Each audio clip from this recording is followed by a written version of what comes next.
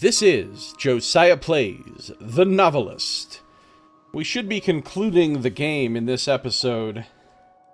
Let's take a look at the story so far. So, Chapter 1, when the Kaplans arrived and Dan was struggling with writer's block, he put his book aside for one night to have a bottle of wine and relax with his wife, but also found his notebook in time to send Paul an outline. Number 2. When Linda put on an art show and asked for Dan's help with publicity, he missed an important deadline on his book to help her with the art show, but also sent Paul a rough draft to ease the blow of missing his deadline. In both of these cases, what didn't happen was anything that the kid wanted. Number 3. When Tommy needed hours of extra tutoring help, Dan committed to knocking off every night at 7 o'clock for family time, but also found a way to have short, interrupted writing sessions. Again, didn't do the thing the kid actually wanted, though, which was to help the kid with his book in the morning. In each case, we have had to choose between what is best for Dan's career, what's best for his wife, or what's best for his kid. And then, because we successfully learned all the clues and got all the memories and didn't get detected, we were able to have a compromise each time. So each time we've actually chosen what the wife wanted, primarily each time, and we've chosen Dan's career as the secondary compromise each time. And each time we have completely neglected the wishes of Tommy, the child. Will you click a link again? Of course I will click a link again. It's never going to top Samson, that's right. It's a very jaunty version of Aladdin. It was a very Russian version of Aladdin. And now we're on Chapter 4, when Linda and Tommy wanted to go on a weekend trip.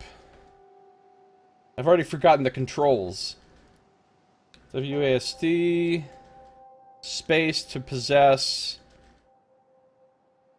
E to flicker the light, tab to view goals. Okay, got it. Let's continue. So we're starting Chapter 4.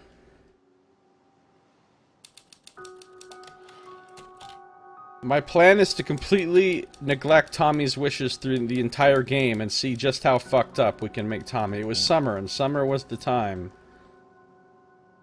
Alright, let's see what we can do here. Home to a stunning display of natural beauty, Ochoko National Forest is a perfect destination for hunters, wilderness enthusiasts, and weekend campers alike. One-of-a-kind rock formations provide exciting challenges for climbers, the many canyons offer scenic hiking experiences, and the swimming opportunities are many. That sounds like a fun place to go. Located less than 5 hours from Portland and less than 6 from the Central Coast, Ochoko is perfect for a summer getaway. For more information or to request a brochure, please call the Rangers station at... Well, we don't have time for all that. We don't have time for all that.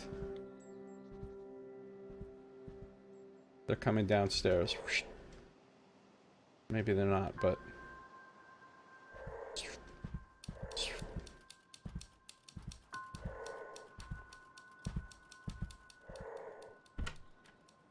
What are you doing? Think coming here could really fix things? Not exactly roughing it. Why didn't we stay long enough to find any arrowheads? He's still sad about the arrowheads, you guys.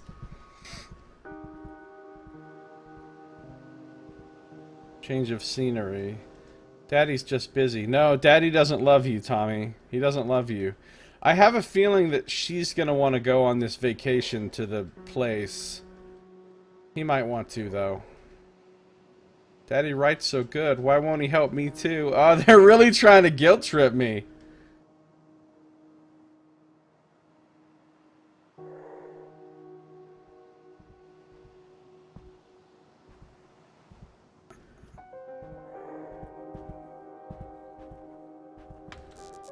What's wrong with that thing? We're gonna bring the kid over here.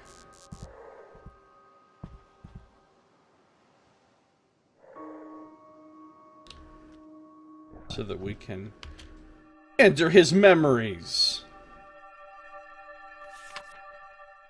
Oh, the pictures of him and the dad are getting worse.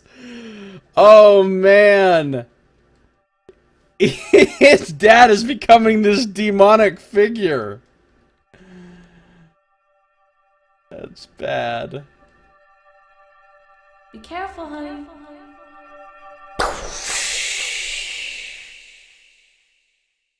Playing with his rocket. Be careful, Not honey. being careful.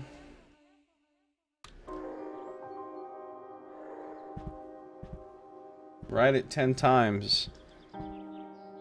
I think it broke again.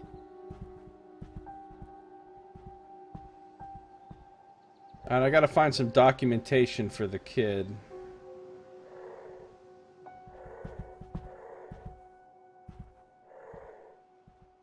Kid's room is over there. Ah, going to Tahoe, just the two of us. Just the two of us. Where's the kid at, though?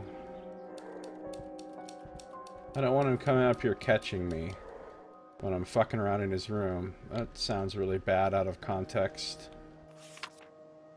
Alright, so he's really into this rocket concept. There's the rocket. There's never anything in the bathrooms.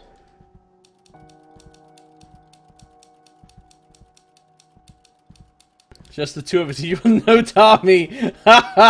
Tommy, you just stay home and play with your rocket the entire time.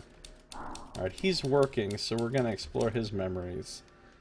While he's at the typewriter. Makes him easy to sneak up on. Why would he sit right here? The new schedule isn't as bad as it could have been. At least I'm getting 2 blocks of quiet time every day, though of course they're not as long as I wish they could be. And the sound of those doors closing is my favorite thing to hear these days. It's almost Pavlovian how that doorknob clicking shut puts me into a writing space. I'm not crazy enough to think there's anything mystical going on, but there's something to be said for developing a habit. So maybe his career isn't completely fucked.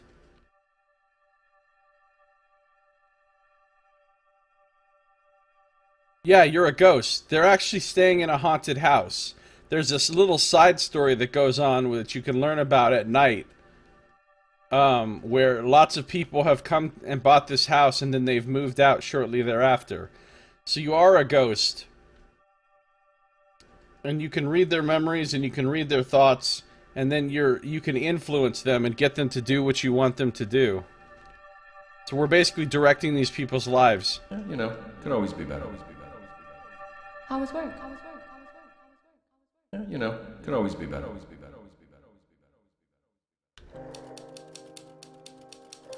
And I can possess lights and teleport between them. And while I'm in a light, they can't see me.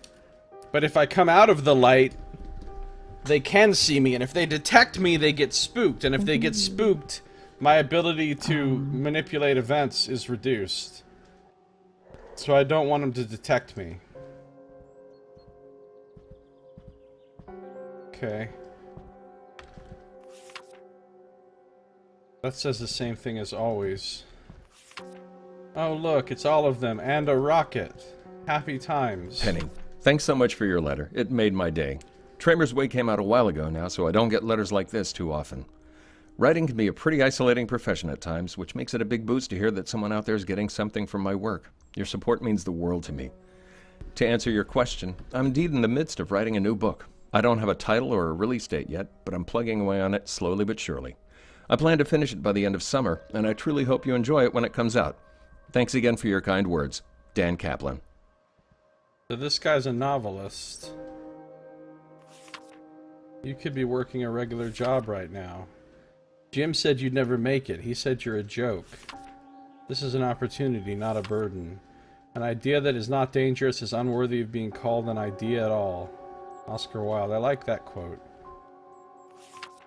On page 8. So he's trying to keep himself motivated. Do not fear death so much, but rather the inadequate life. Well, that's a good quote, too. So he's afraid he's not gonna make it. He's not gonna add up. He's not gonna... Oh, shit. She almost caught me. But if you sneak right up behind them, you can enter their memories. And once you go in their memories, you can see things that they're remembering. Okay, be safe. I'm going out for a hike. Oh, so she likes to hike. So that hiking thing is going to come in relevant. And after you learn everything about what they're thinking and feeling and wanting during a particular chapter, then you get to make a decision of what they're going to do. We just put Tommy down, and then we watched Alfred Hitchcock Presents. It was the one where the guy thinks a snake is on his stomach under the sheets, and they spend the whole episode trying to figure out if he's right or not. Dan hates snakes, so we were both holding each other, scared to death. It was great to have a normal evening again. We've been sticking to the 7 o'clock rule, and I can tell it's making a difference. We've started planning our days around making sure to be there, and we even have a new tradition. When we sit down, we each tell the family the best thing that happened to us that day. It's a small thing, but sometimes the small things can make a big difference. Unfortunately, Tommy never has a best thing. Guess he just sits around being sad all the time. Oh yeah, I'm gonna have problems when I go to come out of her memory. Oh shit. Okay. This is where she is right now in real life. She's getting up out of this chair. So when I come out of her memories, I need to jump into one of these fucking lamps like right now. Okay, we're good.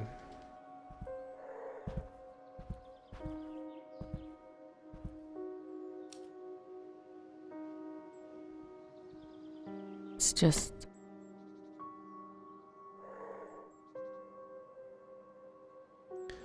He's already got a rocket. He was just playing with it. But he wants his dad to spend time with him. He constantly wants to play with his dad, and... You know, we just keep neglecting him. Alright, if he's at the typewriter, that means he's not going to be coming in here right away. I've got to stay on the book. This is my chance to do something people remember, something that matters. If this one isn't good enough, there might not even be a next one. Certainly not one without all sorts of publisher strings attached. This is why we saved up enough to take the summer off. I'm out of excuses. Of course, a long weekend would be fun, but that's also the problem. How do you stay hungry when you've gotten used to weekend getaways? How do you recapture that feeling of being a broke college kid chasing a dream? How do you get back out on that limb again, scared it's going to break, but inching out anyway? Listen to me. Wound up so tight. Maybe taking one night off might help after all. Maybe he does kind of want a break. A little break.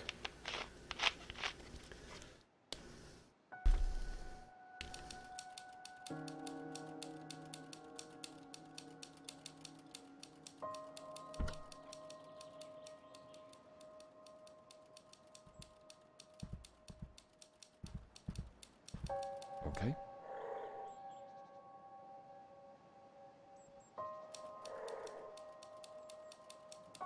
It's been so long.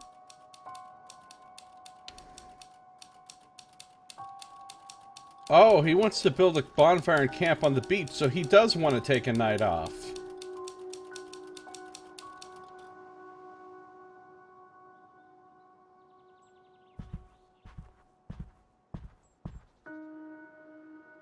He wants to grab firewood.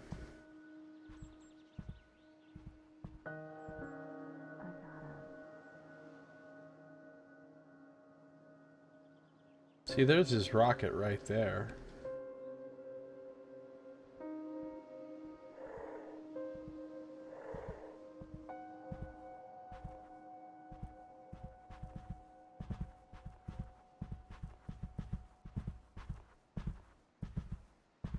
They said my rocket makes it free at Booster Bay. So he wants to go to Booster Bay, wherever the fuck that is, and play with his rocket. Anne, what's the latest with you? I hope you're doing better than I am. I'm going a little stir crazy. Dan loves it here, but he's just writing all day long, so he could be anywhere. I could use a change of scenery. I've walked every trail in the woods and even started a few of my own. It's great getting away from the city, but I wouldn't exactly call this roughing it. Tommy's certainly having a good time exploring the woods. Sometimes we go together, and if I'm in the studio, he knows he can play outside where I can see him, and to stay away from the cliff. Do you remember when we were kids trying to jump the creek in the woods behind the house? I think Tommy's getting into that phase now, climbing trees and all that. Oops, I got a little carried away there. You probably don't need to hear about all of our outdoor adventures. Sorry about that. Well, let me know how you're doing. Love, Linda. She got carried away, folks. Man, so carried away. This letter's just a fucking action-packed thrill ride. So much personal information. Dinner this week. Sunday, grilled steaks, chicken steaks, potato salad, and corn on the cob, summer special. Monday, quiche Lorraine and salad, watching our waistlines. Tuesday, spaghetti and meatballs. Who writes shit like that on their dinner plans? Wednesday, hamburgers, baked beans, and corn... Hamburgers and baked beans, chicken burgers, turkey burgers. Hamburgers and baked beans sounds like some waistline watching. Corn on the cob, again. And grills night. Stir-fry steak and broccoli with rice. Ann's crock-pot Italian chicken and peppers. Joe's tuna casserole and salad. Well, they're certainly not vegetarians. Blast off at Booster Bay. Come enjoy all the excitement of Booster Bay this weekend. We have a very special discount for all the young astronauts out there. Children under the age of 12 who bring their official Booster Bay Astrojet get free admission to the park. Take a flight to remember on our world-famous rocket coaster. Explore the inner workings of 3 model spacecraft in our educational City in the Sky. That place sounds really fun, but too bad you're not going to get to go there, Tommy. Treat yourself to burgers, ice cream, organic cosmic cotton candy, and more in the food court of the future. There's never been a better time to visit Booster Bay, and you can't beat the price. Whoop. Alright. She wants to go hiking or something. She wants to do the getaway, right? To the Achawachawachi area place. The thing that was on this. She wants to do that. He wants to go to Booster Bay. The boy. Dan just wants to go down and camp on the beach for the night. And then get the fuck back to work, presumptively. I think you mean presumably. Oh, I mean what I said, sir and or madam.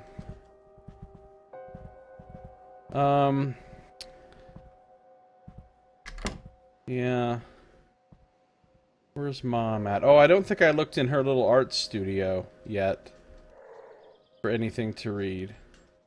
Hopefully she doesn't walk in right now. 3 days in, I'm still trying to figure out where to take the new piece. It's changing as I go, which is always exciting and sort of the point, but this one feels a little aimless. I keep snapping out of a daze and realizing I've been staring out the window for 5 minutes instead of working. When we first got here, I was excited to have a studio with so many windows and so much natural light, but now it feels almost like a cage. Why be this close to nature but not be, well, in it? Actually, cage isn't the right word. This place is beautiful, and there are so many more trees than back home. I guess it's more of a reminder when it's right there the whole time, not just an idea or something for the weekend. Anyway, back to the painting. I'm not going to get anything done on it sitting here writing. She's doing more writing than her fucking husband. Hey, the picture of the bird in the cage is now complete, and now she's working on, looks like the start of a sky.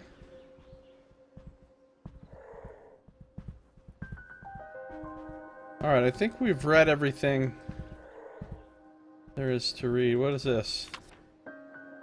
Alright, that's the same thing that was on the wall before. Hey, Mom. We need to read her mind.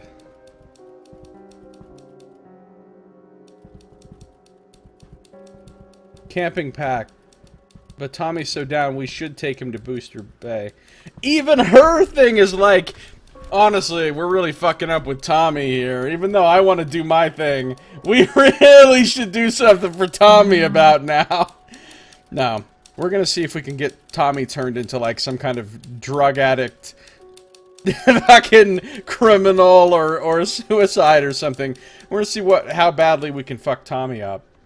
No, it probably won't get that bad, but. Alright, well now I have to decide.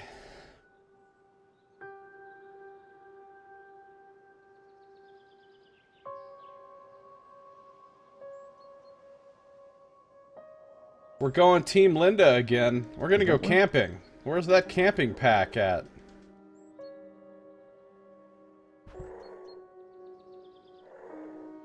Is it up in the bedroom? That's not the camping pack, I assume. Hey, Pumpkin. Hi, Mom. No, that is not the camping pack.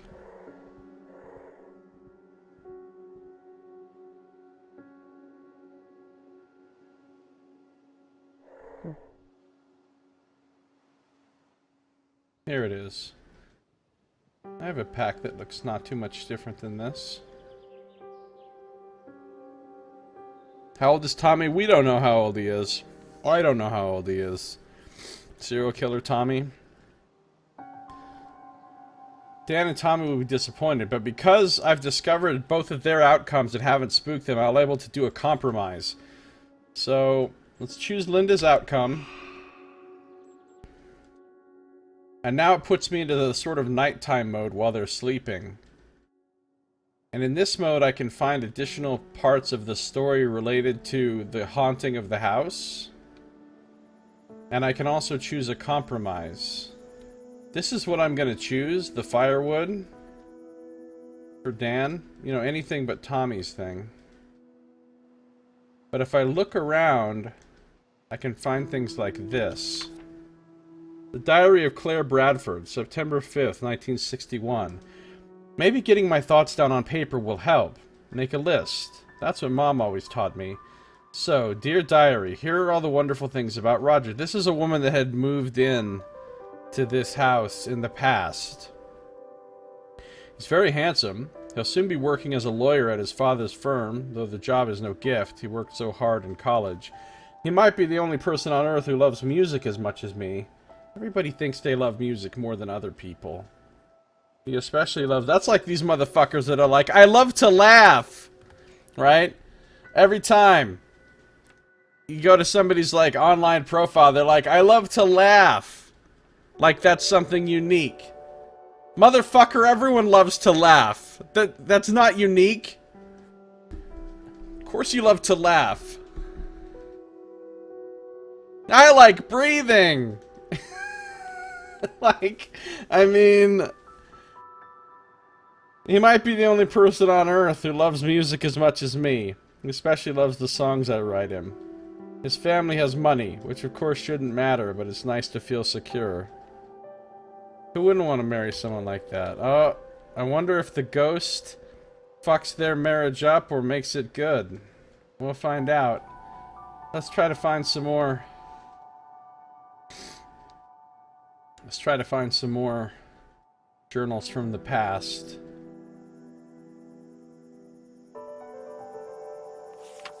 It just says the same thing about her art show. Josiah dropping them hard truths. Hard truths that people aren't ready for. Here he is with his stupid rocket. Well, guess what? It said there's cotton candy. Oh, he's dreaming about it so hard. He really thinks he's gonna go. He wants to go so badly. He wants to go to that amusement park with his rocket so badly. He wants to ride all the rides. He's got sugar plums dancing in his head. Guess what, Tommy? Guess what? Apple pancakes, motherfucker, that's what. Apple pancakes for you. Tommy, we know you've been really wanting to go to Rocket World or whatever it's called for a long time. We know you've been thinking about it. We know you've been down because Dad hasn't spent much time with you. We know you've been stressed about not being able to read and having trouble at school. So we have a special surprise for you. Are you ready for a special surprise, Tommy? Special surprise time. It's apple pancakes! Have some apple pancakes, Tommy. Here you go. He's like, no! No! Builds walls completely surrounding the kids. That's a good idea. I've never played The Sims, but people are counting on him.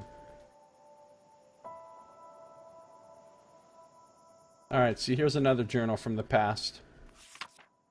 The Diary of Claire Bradford, September 6, 1961. I don't know why, but I feel like I can really get my thoughts together here. That's why this entry isn't going to be very fun, but fair is fair. I've already waited a day, and there's no use delaying it any longer. Here are the not-so-wonderful things about Roger. He can be so self-absorbed, especially when he's working on something. No one will ever accuse him of having a great sense of humor. He's so very predictable. Sometimes this makes me feel secure, other times I just feel so bored. I wonder if maybe he spends too much time chasing his father and not enough being his own man. There, now I feel rotten. I do love him very much. Everyone has their flaws. Are his so bad? Yeah, they're pretty terrible. You fucking settled. Alright, so we're gonna go choose the compromise of the firewood.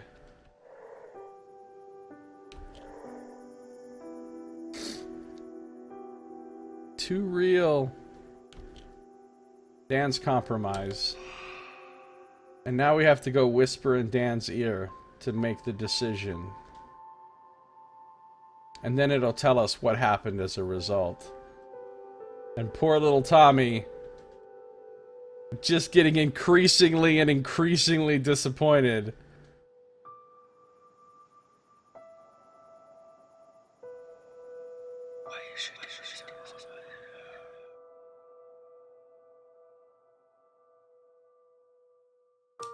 After dinner, Linda showed her family the pictures of Ochoko from the brochure she'd ordered, and Dan and Tommy agreed that it was a beautiful spot even if it wasn't either of their first choices. So they went camping for the weekend, and on Saturday, Linda took the family on a trail she'd found. They hiked to a peaceful river for an afternoon swim, and she felt that all was right with the world. So Linda always gets what she wants so far, so she's got to be pretty fucking happy. Dan had grown so intrigued by the idea of a night on the beach that he talked Linda and Tommy into taking a day off the big trip and still doing the bonfire. He found a new idea for his book that night, and though he missed days of work, he was much more fun to be around on the ensuing trip. Now they're gonna guilt trip us. Not a single arrowhead was found. Tommy was so proud of finding the free admission special for Booster Bay that it hurt him even more when they didn't go. He couldn't understand why his parents hadn't taken him when it didn't cost any money. He didn't play with his rocket for a week. Oh, you're trying to get me, game, but it's not gonna work. Apple pancakes. The inheritance.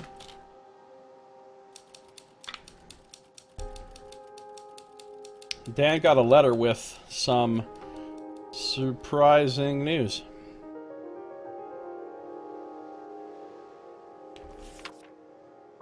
Whether your child enjoys arts and crafts, swimming, sports, recreation, singing, or exploring, they're sure to have a ball at Camp Emerald Lake. We know that every family has unique needs, and we strive to be as flexible as possible. Daily, weekly, and monthly packages are available in both sleepover and pickup options. Our lifeguards are fully certified, and every counselor is trained in the cutting-edge cardiopulmonary resuscitation technique, the cutting-edge CPR. Wow, that's the bleeding edge of science right there. He still has his bucket that he wanted to go play with his dad on the beach, and Dad was like, no. Sorry, getting drunk with Mom instead. Our goal is fun, but our priority is safety. The enclosed brochure contains information on all of the exciting opportunities at Camp Emerald Lake. We're sure you'll find many things to like, and we hope to see your child soon. Well, if that's what Tommy wants to do, guess what? Guess whether or not he's going to be happy.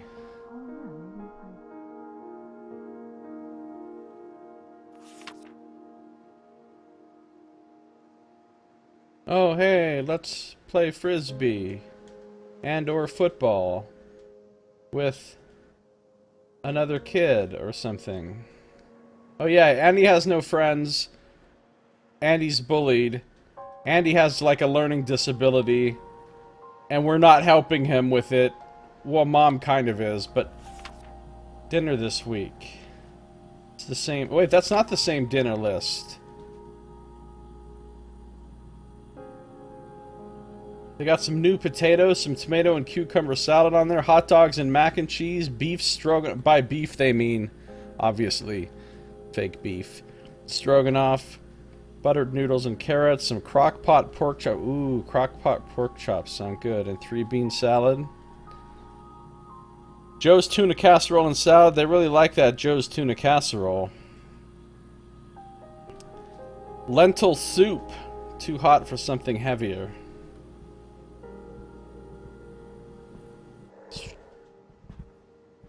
Said there's swimming. Oh, it's another place you think you're gonna go. And you are deeply, deeply wrong, kid.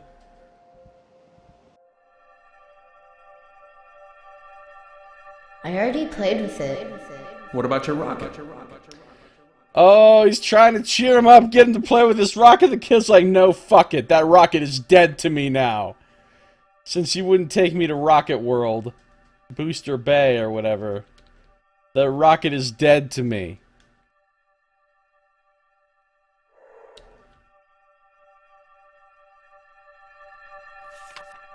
Yeah, there he's drawing the really fucking evil dad picture. What? Ooh, what the? It's not done yet. Oh shit, oh shit, oh shit, oh shit, oh shit. Is that it? Suspicious but not spooked. I think now as long as I stay hidden, she'll go from being suspicious back to normal. That was definitely something. Still says suspicious, but I don't think that's going to screw us over. I think as long as she doesn't actually get spooked by actually catching me, we're fine. If you get away fast enough. But probably if she starts to see me again, we're going to have problems.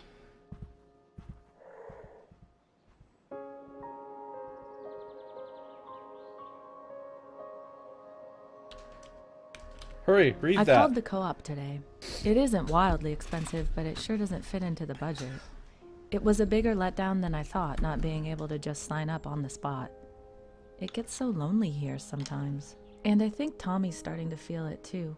We try to play with him every day, and the woods here are pretty magical for someone his age. But kids need to be around other kids sometimes. He can only play with his cars so often. Sometimes I wish there were actual neighbors here.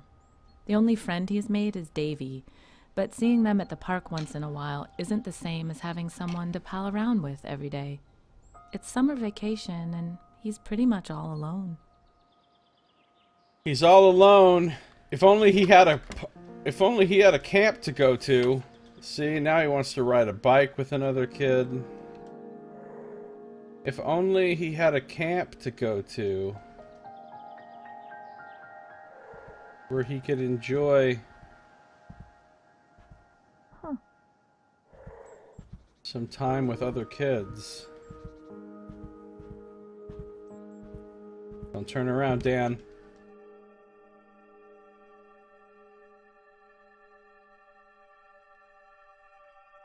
Is there something out there? The entire world's out there.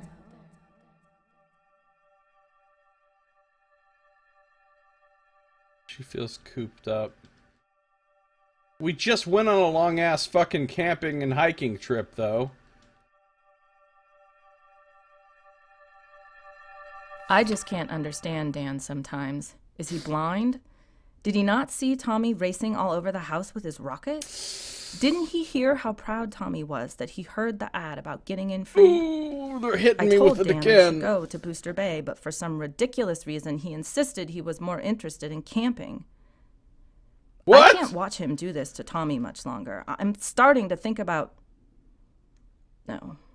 I'll give him another chance. One more. We did what you wanted! You're the one that wanted to go camping!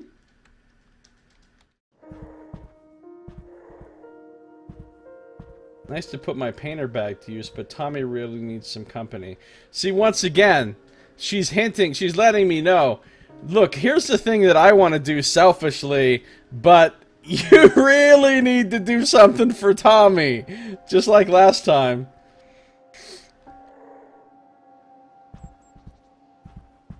She gonna leave. Get out of the house. It's just so monotonous. I wonder if I can get an early fail ending out of the game if I just keep ignoring Tommy.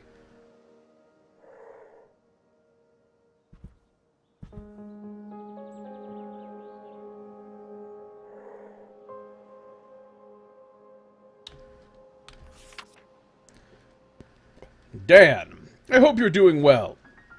I got this address from your father. I hope it's correct. I'll get to the point. When your cousin Richard passed away last year, we discovered that his pipe business had done very well. He wasn't wealthy, but he was very comfortable. At the execution of his will, we were somewhat surprised to find that he wished to distribute his estate among all living blood relatives. He reserved the lion's share for his immediate family, as I'm sure you'll understand, but there was a portion allotted to you as well. Enclosed is a check for the full amount. I trust you will honor his memory by putting it to good use. Uncle Wayne. Oh, Uncle Wayne. Uh-oh. That might work.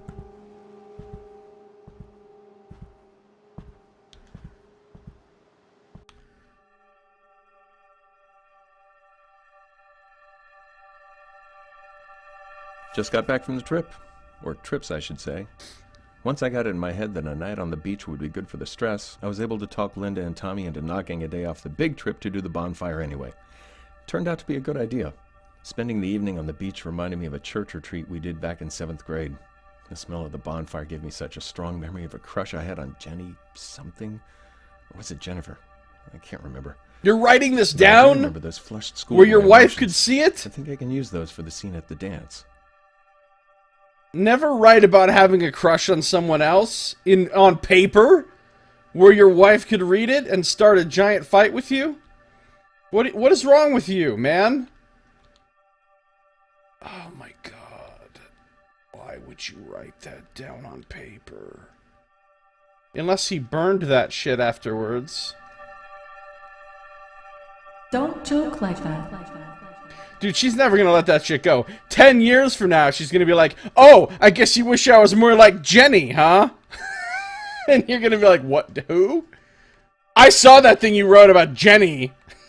Don't try to deny it. You wish I was Jenny, don't you? That shit will be going on for the rest of your life. Don't joke like that. And when I finish my book in December, For the rest of your life. Wait, I don't want to be in his memories. We'll get some work done if she takes him. Would they let me? I mean, obviously I should very much, if I'm playing this game the correct way, right, where I'm trying to maximize, oh, fuck. What? Where I'm trying to maximize, you know, things working out for the best or whatever, obviously I should pick Tommy's thing now, because we're coming to a breaking point on Tommy. What? Oh, damn it. I'm fucking up the stealth pretty bad.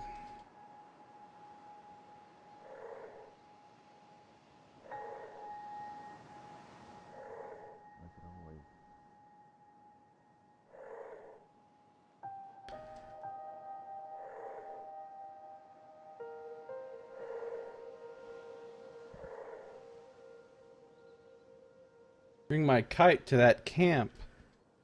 He wants to go to the camp. He just wants to go to the camp. What kind of a monster? What kind of a monster would not let him go to the camp? What kind of a monster?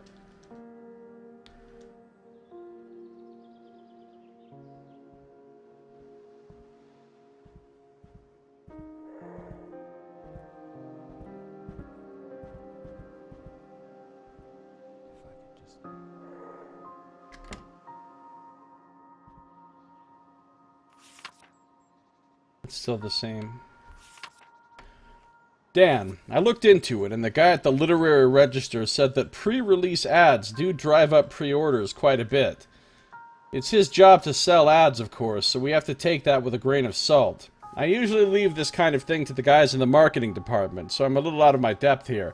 But I checked with them, and they said the same thing.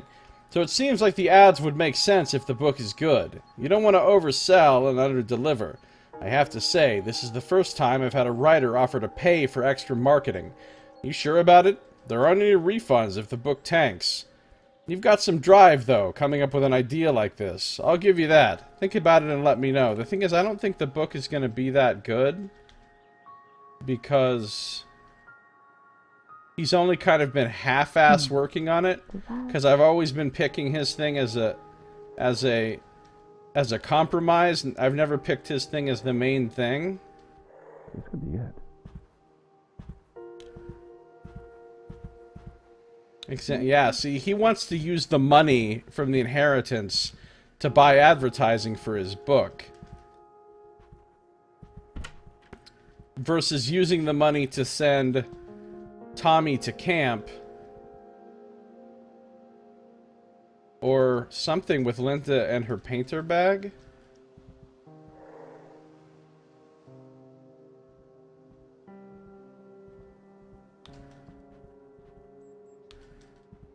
I only met Rick once, at a family reunion that must have been, 15 years ago? Turns out he made his fortune by, get this, selling high-end pipes. The Sherlock Holmes kind, not the plummet kind. He must have been a hell of an interesting guy. I mean, he found a niche and made his way in the world. You have to respect that. It makes me wonder, am I giving everything I have to this book, or am I leaving myself an out? It isn't announced yet. I could always pull the plug. I'd never get another advance again, sure, but there isn't a gun to my head. Unless I put one there. Metaphorically, of course. Metaphorically. Yeah, metaphorically. I mean, I wonder how dark the endings to this can get, depending on how bad you fuck shit up.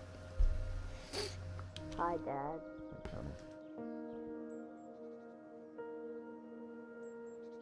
Hey, Mommy. Oh. Can you take Tommy out today, maybe to the beach? I think you could both use some fresh air. I have to be in town by noon, and I probably won't be back till 4. Linda. Anne, I'm going to cut right through the pleasantries and ask you, who is this Ryan that Mom mentioned on the phone? Someone new? Are you trying to keep it a secret, or did it just slip your mind the last time we talked? Spill it.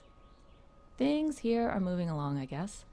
When we came up, I thought it would be great to have more dedicated time to paint, but I didn't realize it would be so isolating. I miss having more people around and having new ideas floating about. I got lucky in town last week, though. I found an artist co-op called Makeshift, and it seems really interesting.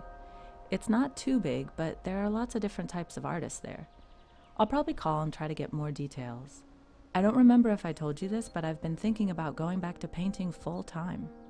Anyway, enough about me. Tell me what's up with you. Love, Linda. Oh yeah, she wants to go to the artist co-op. Hi, honey. Which we read about, and something about it being expensive. Like too much money or something. So pretty much we're deciding what to spend the inheritance money on at this point.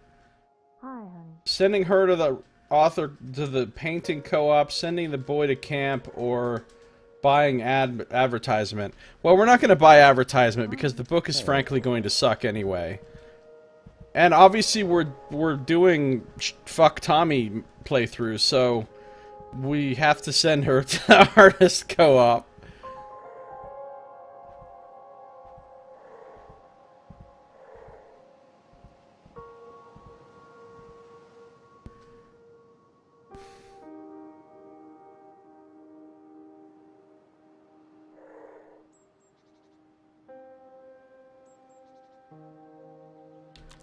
Oh, again? I just fixed it.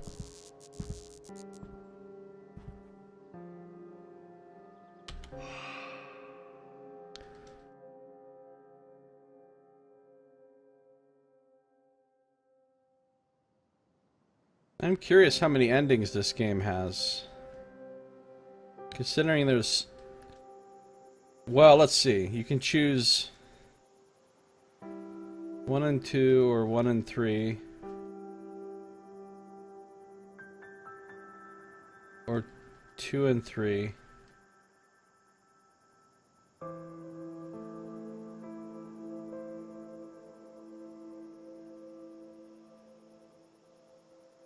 Wait, you can choose 1 and 2, or 1 and 3, 2 and 1, 2 and 3, 3 and 1, 3 and 2.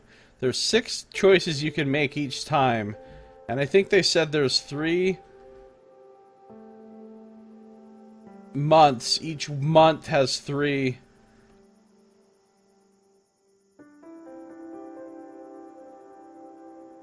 weeks in it. Basically, there's 9 chapters, I think, with 6 choices per chapter. So that's like 54 possible choices in a playthrough.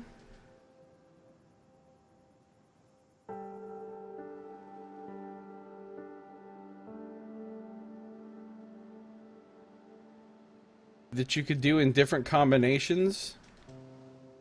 So I'm not sure. Seems like you'd have to play through the game a lot of times to see different permutations of it. The Diary of Claire Bradford, September 7th, 1961. I realize now that this isn't about Roger. It's about me. I have to decide who I want to be. Marrying Roger will set so many things in motion. We'll be a well-to-do couple, safe and secure, with wonderful friends and loving families. I may slowly fade into being Roger's wife instead of Claire, but that will be society's doing, not Roger's. He loves me too much to do that.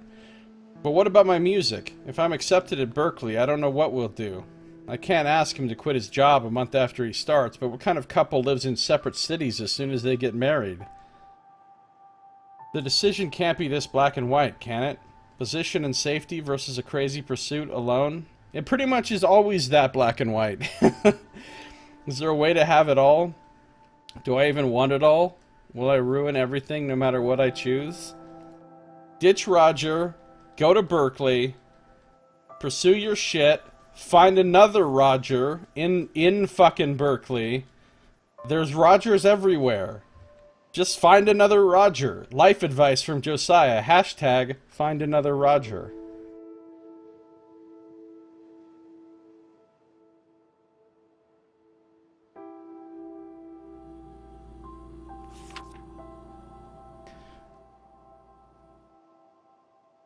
Otherwise, you will always resent Roger for being the person who prevented you from pursuing your real dreams. And now there's a handprint and waves. I don't know why I always read that as though it's going to say something different. Hashtag Josiah's Kid Show. There's always another Roger. Alone here? Oh, Tommy. He wants to show his toys to somebody, but there is no one.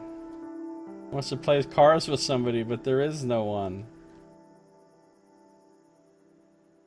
Look, kid.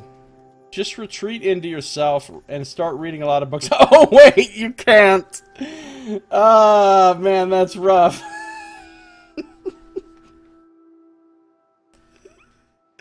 Said just read a lot of books, but he's got reading problems. Oh, sucks to be Tommy.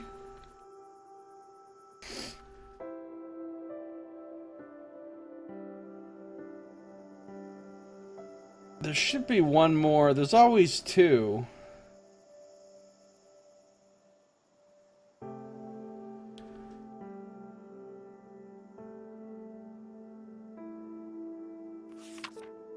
Diary of Claire Bradford, September 8th, 1961. Roger and I talked everything over today, and it was a mistake to speak so soon. I never should have brought any of this up without making up my mind first. Now I've only made things more difficult. I guess I was daydreaming, and he asked me what was on my mind. Before I could help it, it just came out, although maybe I wanted to get it off my chest. I told him I wasn't sure it was the right time to get married, and it upset him badly. It didn't matter how many times I told him that I wasn't calling it off, that I just had questions, that I hadn't made up my mind either way. All he heard was that I didn't love him anymore, which isn't true at all, but it didn't matter how many times I said that either. He's gone off for a drive. And now I'm here in the house alone, and I think I've made up my mind. I hope he gets back soon so I can tell him.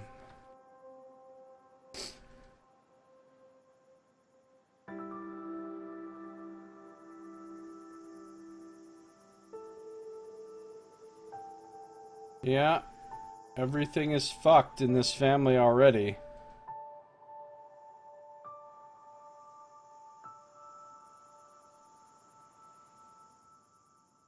Okay. The compromise we're gonna do... Well, it certainly isn't gonna be Tommy. So I guess we will do a little bit of advertising as well.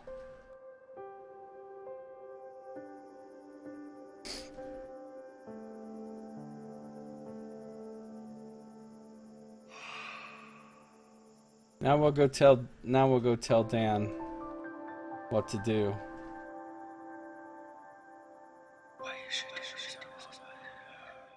You guys ready to see what disaster I have wrought? Linda was thrilled when Dan told her about the inheritance money and offered to use it for the co-op instead of promoting his book. She started working 2 days a week in town, and it was all she'd hoped it would be. She made friends with a few local painters and learned new techniques from them, but simply being around creative people each week did her the most good. We're really helping her career with the art gallery thing earlier, and now this. Dan knew that some sort of public expectation would drive him to improve the book, so he asked Paul to submit the book to the Literary Register's Up Next column, a quarterly list of upcoming novels. It wouldn't raise awareness like an ad, but it would make the book real in a way he couldn't back away from. So maybe that will help make the book better. Tommy started doing smack and selling his ass on the street. Tommy didn't know much about the camp he'd heard his parents talking about, but he understood enough to know that there were other kids there to play with. He didn't understand why he couldn't go and show his kite to the other children, and the toy became a reminder of his isolation more than a source of joy. We're stripping away the few things he has that make him happy. Oh no! It was too much for Tommy. He just couldn't understand why his daddy didn't love him anymore. Linda's attempts to explain that daddy had a lot on his mind did nothing to help, and even though she and Dan weren't fighting, she couldn't let Dan keep neglecting Tommy. Her maternal instincts took over. She decided to take Tommy back home for the rest of the summer, trying to give him the happy home she could. She called her sister to pick her up, and after a tearful goodbye with her husband, she left with Tommy and went back home, leaving Dan alone. I just destroyed their whole family, you guys.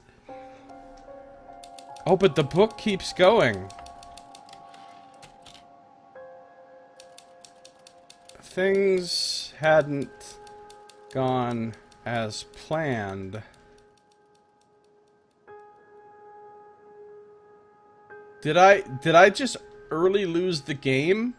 Am I in some sort of epic fail mode? Oh, read Linda's letter on the coffee table. Oh no. So you can't just keep picking unilaterally. Well, we're just gonna look around real fast to see if there's anything else to read.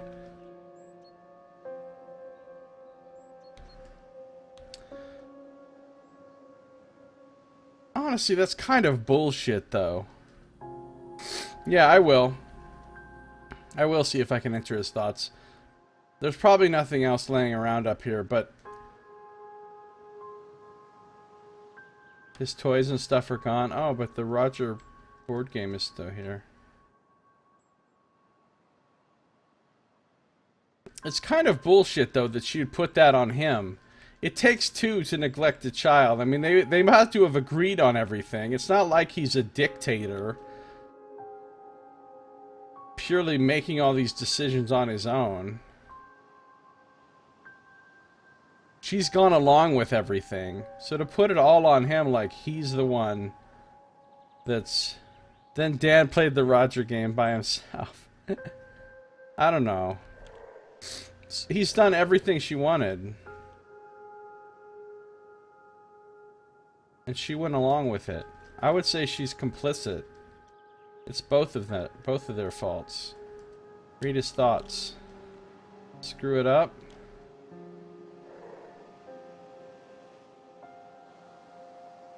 Come back. Did any of you guys play Rebel Galaxy, that space naval combat game? No, Amaranth, I didn't. Did you? She didn't insist that he goes to camp instead of her going to art school or that. Right? Exactly. What if you... Well, he's sleeping now. I can't reveal myself to him. What if I flicker the light? No. I have a feeling this is a game over right here. Dan, how did we get here? I love you, but I just don't know how you could treat Tommy like this. He's our son. I'm sorry, this ghost hates I'm so him. confused right now. Please call me so we can talk it over. You can't just stay up there working on your book like nothing happened. Don't put your novel ahead of your family. Maybe we can still make this work. Yours, Linda.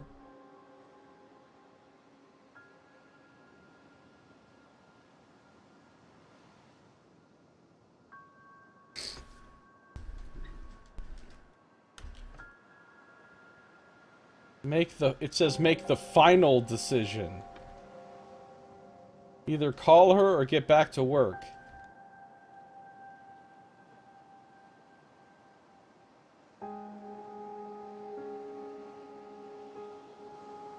Well, I mean, of course I'm gonna call her.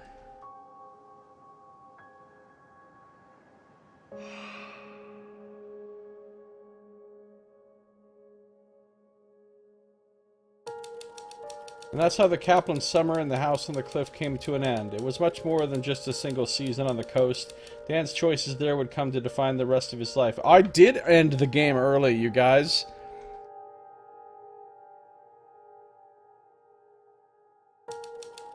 Dan sent his final draft to Grovefield with a knot in his stomach. He knew it wasn't very good, and readers agreed. It sold poorly, and he only published one more book after that. It came and went without anyone much noticing, and when he looked back on his life, he thought that was a good summary of his career, too. Oh, I got a bad ending, you guys.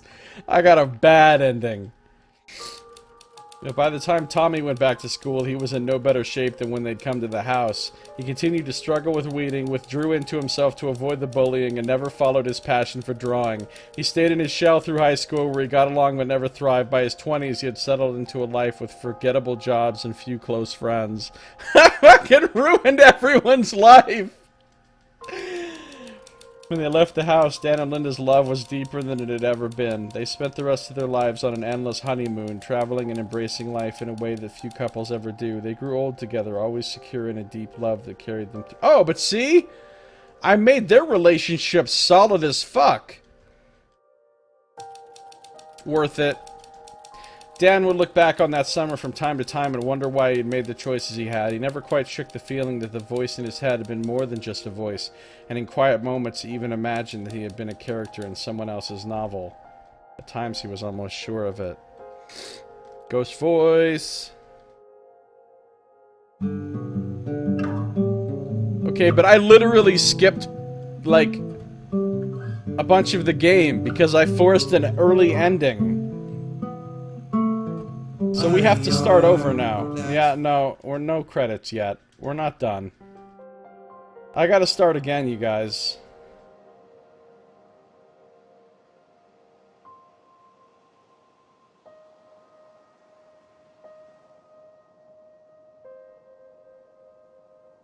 I'm not gonna bother with stealth mode this time, because we've already played it that way. We're just gonna put it on story so we don't have to worry about the stealth part.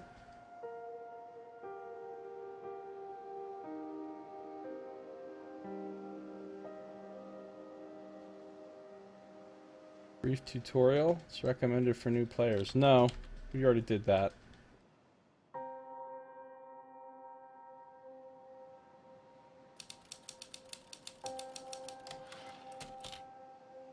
So we'll try to get through the early parts as quick as we can.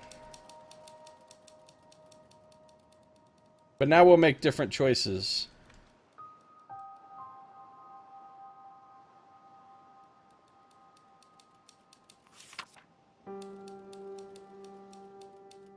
Paul, good to hear from you.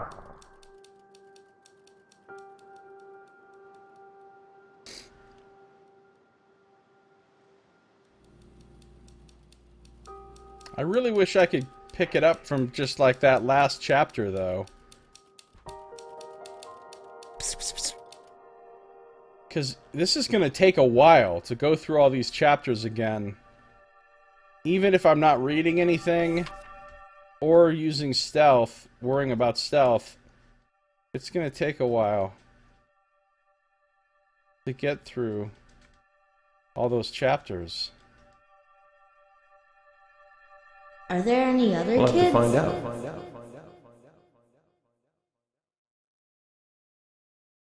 So I don't know if I am going to go through it again. If you could skip chapters and just like, if there was a saved game, you know what I'm saying? Where like... It's such a crazy thought. The three of us having fun? Yep. If there was a save game to where you could...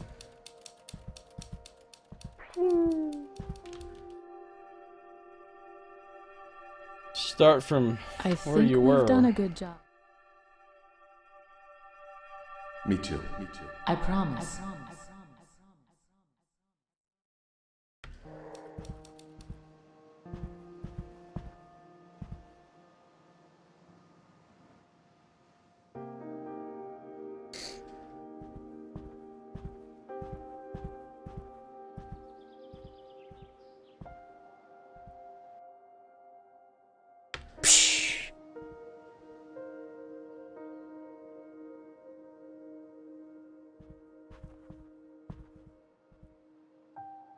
Because it's going to take ages to go back through all of these chapters to get to new chapters. And what?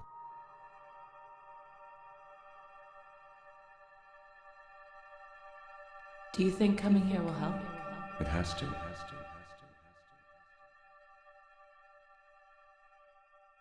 Which honestly I don't think I necessarily want to do right now. Tommy rode into town with me. I mean, I kind of want to. Because I want to see how the other chapters play out. How many chapters did I go through? I think I only went through like 5 chapters. Out of like 9 or something. Barb, how are things?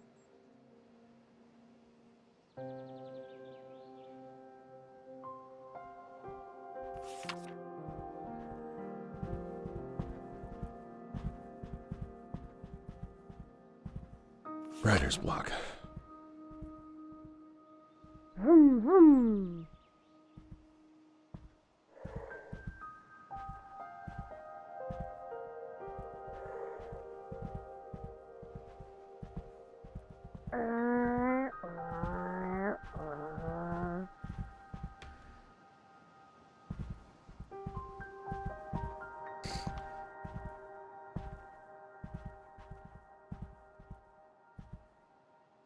So then we come back to Notebook, Bottle of Wine, Racin' Roger.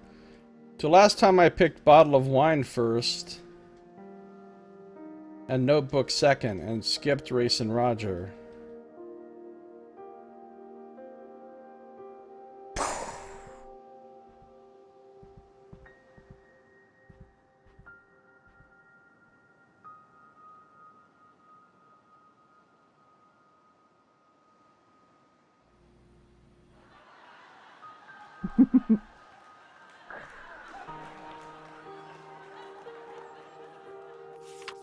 Here we go. I kind of want to see what happens if I do a Neglect Dan playthrough.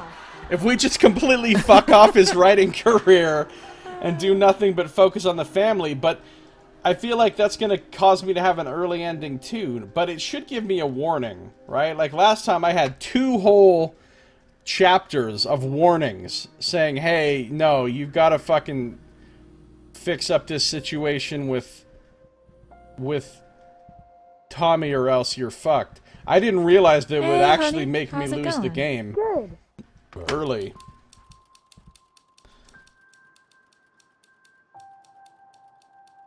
So I think I'm going to choose Tommy first this time. And Linda second.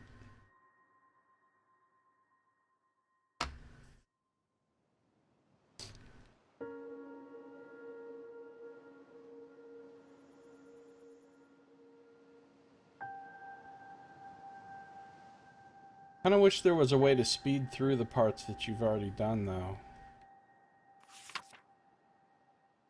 Some games have a thing where you can save your progress in the game. It's called a save game. I guess not all developers are aware of that option.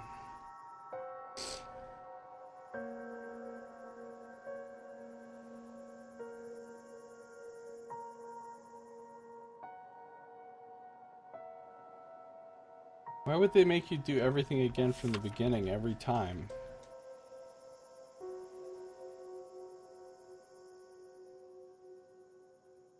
Alright, bottle of wine.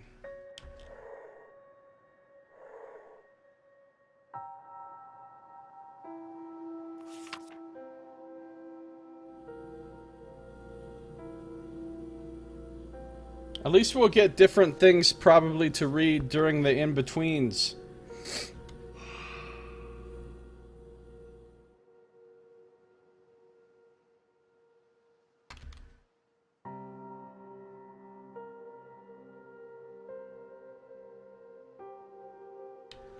Like, even if you want to save, it literally forces you to quit the game. If you hit save, it ends the program. It dumps you back to Windows, which is weird. It's real weird. It's like a permadeath roguelike narrative game.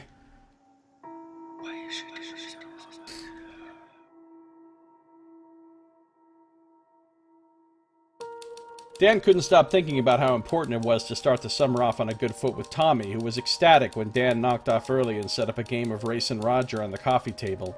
They laughed and played for 2 hours, and Dan made sure to let Tommy win most of the time. It was a happy start to Tommy's summer.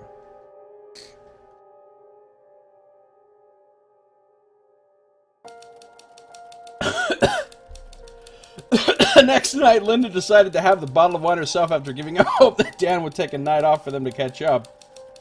She was a glass and a half into the bottle when he surprised her by coming down to help her finish it. Though they didn't get a whole night together, it was better than another evening apart. So you do get a different... Dan couldn't get past his writer's block. He laid awake for 3 nights trying to think of a way out of his jam, but he couldn't come up with one. He had to stay on schedule, so he forced himself to write a scene just to keep moving. He hated each word as he typed it, but he had no choice.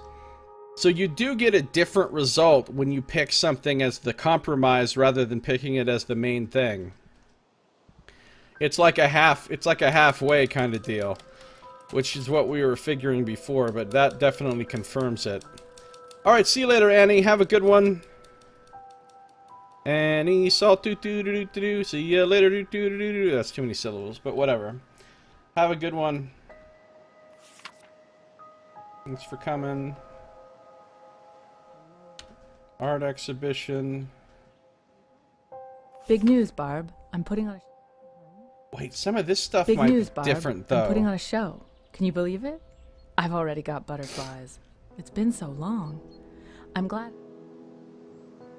Right, because the documents you find as you go through respond to your choices, too.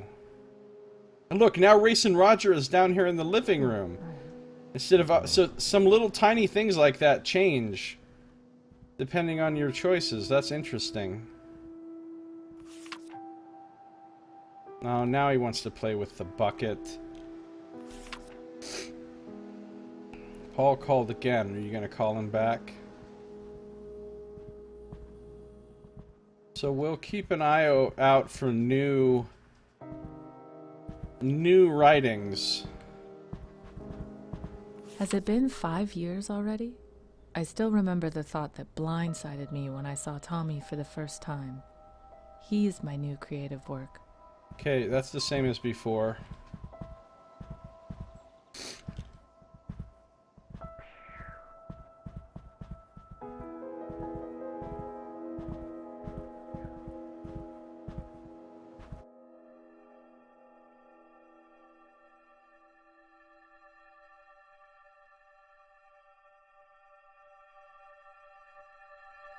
What is it, Mommy? I don't know yet, honey. Look!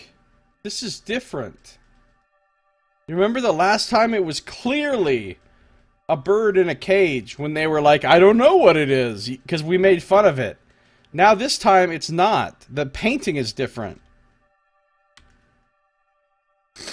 You'd think Dan would write about things involving his actual life or such. That way he'd have an easier stream of consciousness. I guess. I mean, I don't even know what the fuck Dan is writing about. Other than sucking at being a writer. He could write a book about a crappy writer not being able to write.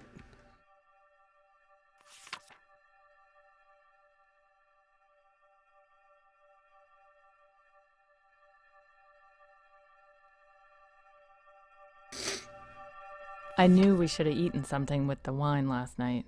My head is killing me. See, this is new. It would have been worse if Dan hadn't come down to help me finish it, though. I didn't expect to see him, but he does have a way of surprising people. I wish we'd had a full night together, but maybe we can do that soon. I'm glad we got even a little time to catch up. We only got through the first side of the record, but we talked about the studio and my new painting, which was nice. It's good to know he's at least trying.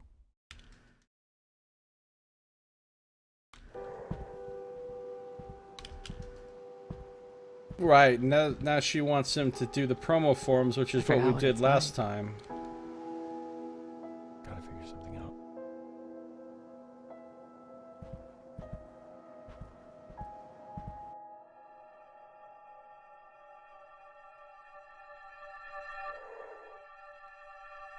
Writer's block turned into writer's fog. Or This is something also like new. that. I never found my notebook. I guess it's just gone. Did we lose it in the move? Leave it at home? I found I ended it. up having Alice find out about Scott and Sarah by overhearing a phone call. Ooh, bad decision. Having Alice eavesdrop on them completely kills the sympathy I've been trying to build for her. What a junk solution. But I had to get something down and move on. I guess that was it. Hopefully I can come back and fix it later. Fucking Dan. Okay, so it is cool how much stuff actually does change from chapter to chapter based on your decisions in the previous chapter.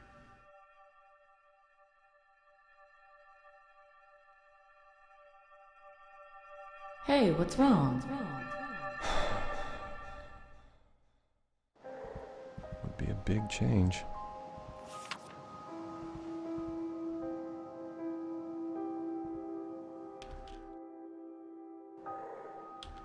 Having fun today? Spent 3 paragraphs describing the Gotta weather. figure something out. See, that was a thought he never had before, too. Take Tommy to see the new James Bond, also a thought he'd never had before.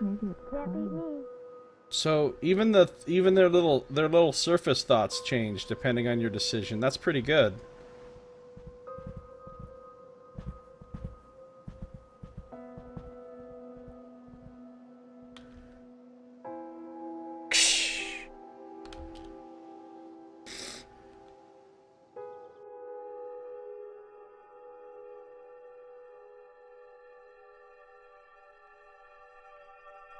Right down there. Cool. Can we go? It's on his bucket list. His bucket list.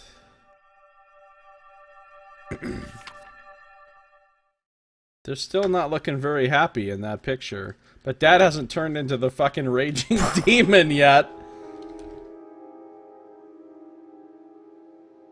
Rach and Roger was so fun. I won. Oh, it is interesting how much stuff changes. Has it been 5 years already? I still remember the thought that blindsided me. Yes, thanks. Okay. Whoa. Just like Pirate Pete. Promo forms. Gotta move faster. Need to find more clues.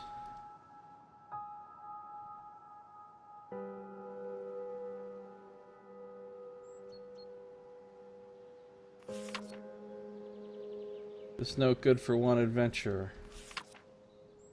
Well, okay, he clearly wants to go to the beach.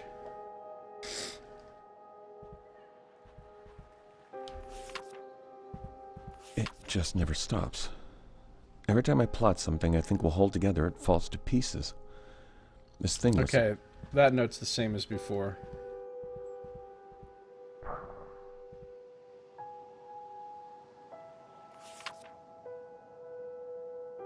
Right, and she's gonna do her show.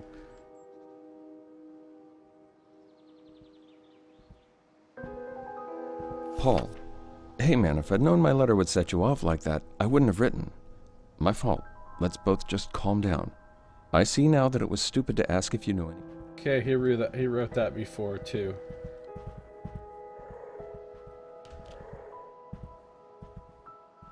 Where's Dan?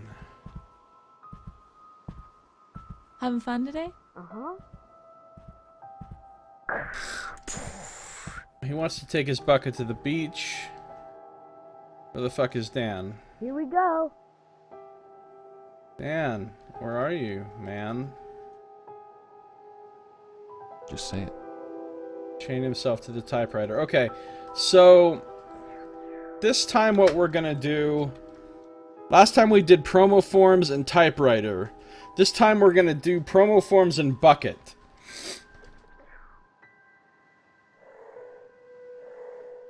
He'll understand that.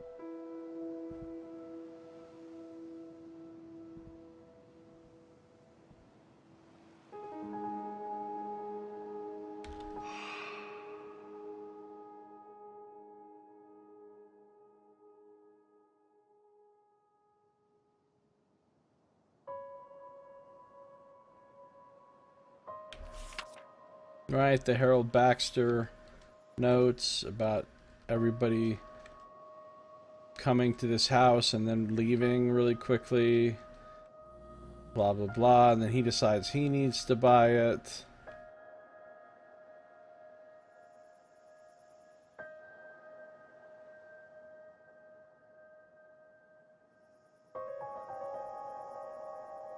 So, the bucket is down by the front door, I think.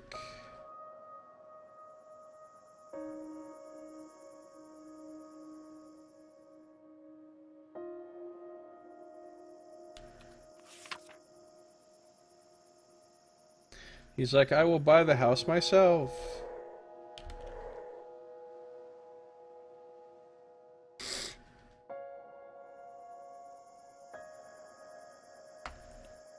Yeah, now there won't be the depressing thing about how he didn't touch the bucket for weeks afterwards, right? But now his career is going to get even worse, right? His writing thing has been now neglected 2 things in a row, so his writing thing is going to be like total shit. Today I started smearing feces on the page instead of ink. It seemed like an improvement.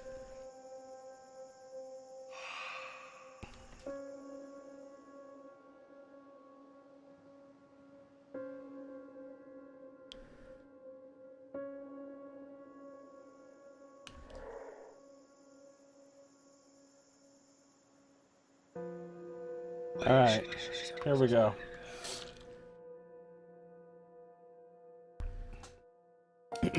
The art show was a huge opportunity for Linda, so after getting an earful from Paul, Dan spent Saturday working on an announcement ad for the local paper. He called every writer he knew to ask if their agents knew anyone in the art world, and on the 4th call he got lucky. The effort paid off. The show was a hit.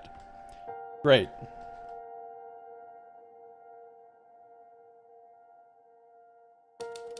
Though he didn't have enough time to take Tommy to the beach for the day, Dan shifted his schedule to free up an hour and a half for a quick trip.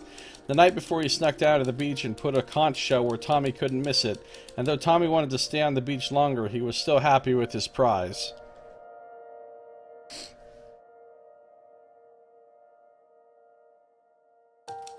Dan missed his deadline. Paul called to chew him out, and even though Tommy and Linda were both upstairs, they could hear the agent's voice over the phone. It just added to the pressure that Dan was putting on himself, and he spent 2 days in a distracted fog before he got back into any sort of rhythm on his book. This book is going to be fucked.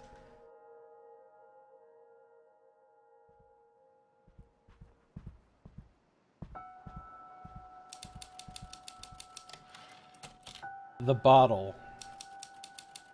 Linda and Tommy were getting worried about... Wait, is this a different chapter? The bottle?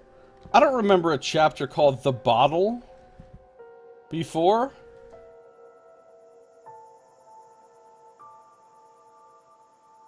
Look, this toy car sitting here all broken.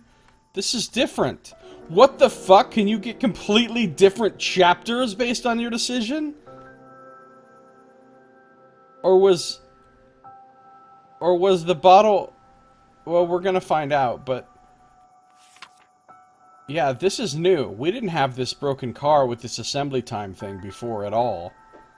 Required tools. Phillips screwdriver, soft-faced. He's drinking because of bad book things. Yeah, holy shit. Oh my god, I didn't realize it could go in so many directions. I thought it was always the same chapters, but you just made a different decision. But if you can get completely different chapters, that's crazy town. How many times do you have to play through this game? Phillips screwdriver, soft-faced hammer, 1/2 inch wrench, socket recommended. 7/64 hex key. Okay.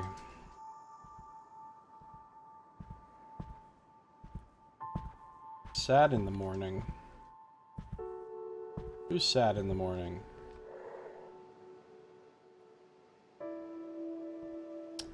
Uh-oh. Yeah, Daddy's having problems. Hope we can go back for more shells.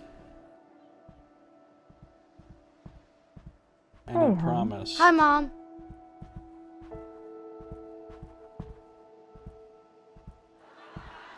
Too much daddy juice. Daddy juice!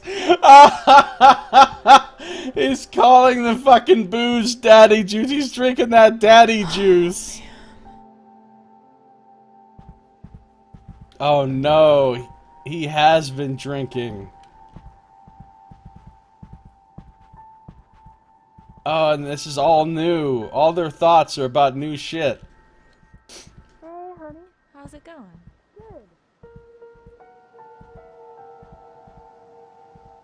A gathering of adverbs. That's a great name for your book, pal. A gathering of adverbs. Trash bags, aspirin, salad dressing, beer, a case, popcorn, Ogburn, bread. Yeah, that's new too. There was no note about the grocery list with the case of beer. Oh, jeez.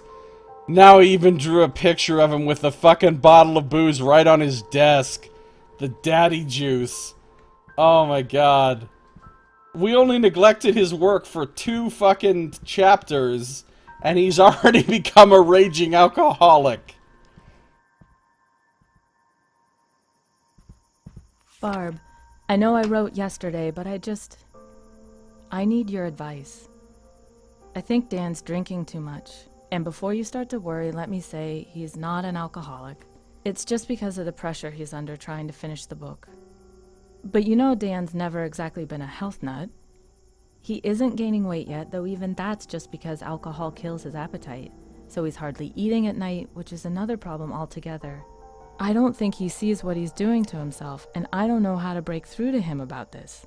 Sometimes I just want to say it's not like I have to get drunk to paint, but I know that's not the most mature way to handle it. Sorry for dumping all this on you. I just wanted to get it off my chest. Do you have any advice about how to talk to him? Yours, Linda. Okay, I'm starting to be impressed by the number of differences that this has for making different decisions. Making the stress worse, not better. Look, this painting is completely different.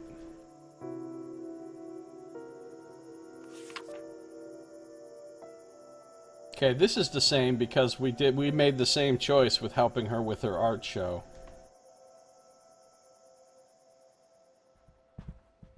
Huh. Honestly, this game only cost me like $2 or something. And it feels like you could get quite a bit of play out of it with all the different possibilities and stuff.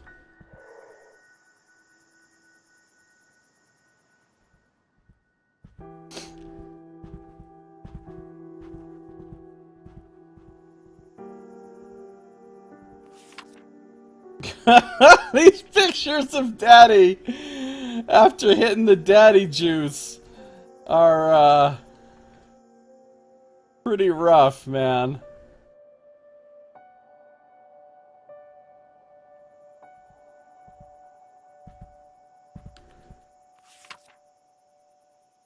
So there you go. Lesson learned. Neglect your work, become a drunk. Oh yeah, there's the fucking whiskey right there. Alan, hey man, this is gonna sound odd, but I could use some advice. I'm in hot water here because, well, I've been drinking more lately. Man, there's just no good way to write that. I mean, I used to drink and write all the time in school. You remember that, right? I guess I got away from it when we got married, and definitely after Tommy came along. But he's in bed by 8:30 every night now. And let me be clear, I'm not blacking out or driving drunk. You know I'd never do something like that. I just have a few drinks while I'm working, safe and sound in the house. A writer who drinks isn't exactly unheard of. Wow, could I sound more defensive? But here's the hell of it. It's working. It's brought back that college hunger, that energy, and in the last week or two, the book's just singing. I don't even know what I'm asking here. Maybe I just wanted to start the conversation. If you get a chance, give me a call. Dan. Now I wonder if his writing has actually gotten better or if he just thinks it is because his judgment is impaired. And it's actually worse.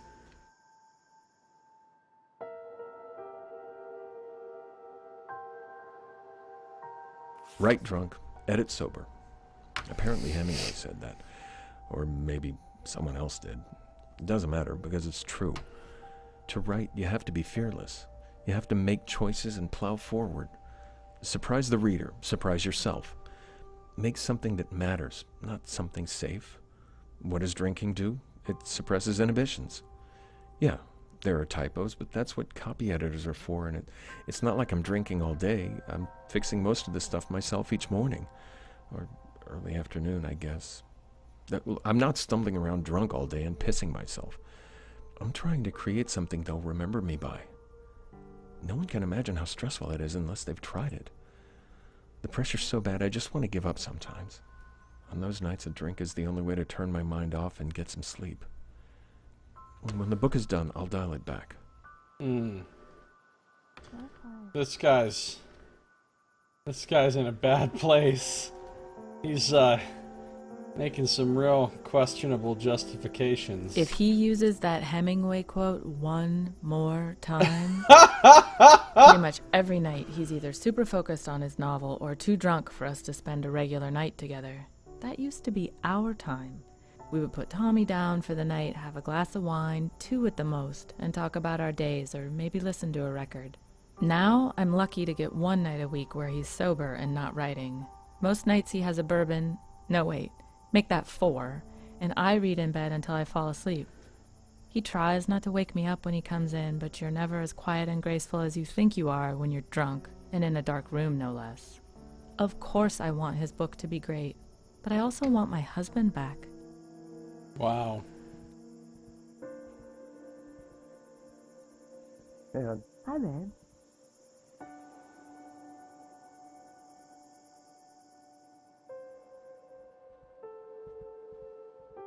Stumbling around.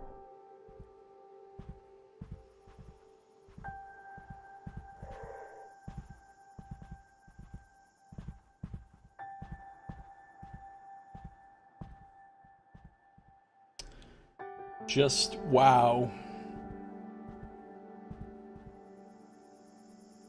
Barb, I know I wrote yesterday. And then...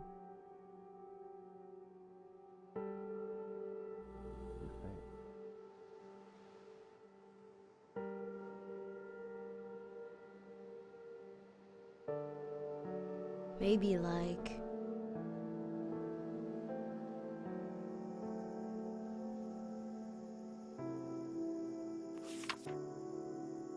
Town list. Go to library. Out of books again.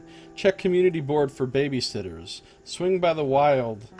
New movie playing? Drop by Dr. Walker's. Call ahead. Alright, that's all the Linda clues. Alright, we found all the clues. Now we just need to do all the memories.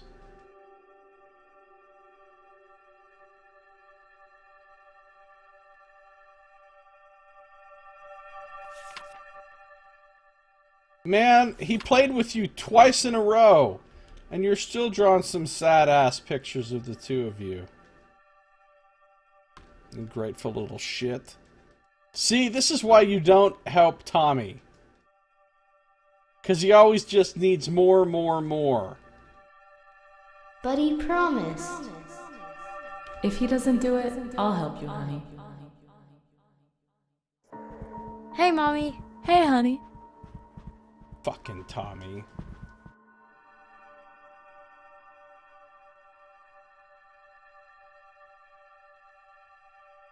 I'm fine.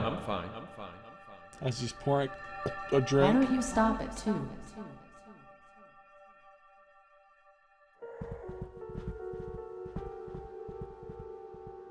Oh, she wants him to go jogging. What's up, my man? That's interesting. Apparently jogging will cure your alcoholism.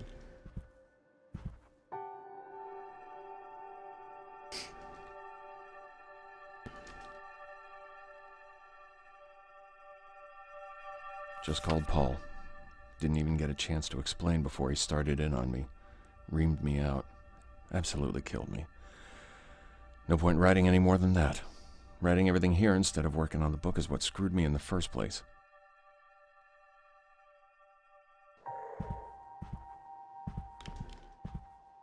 Yeah, he just wants to drink. He wants to drink. She wants him to go jogging. Take a break later? Where the fuck is the boy? Boy?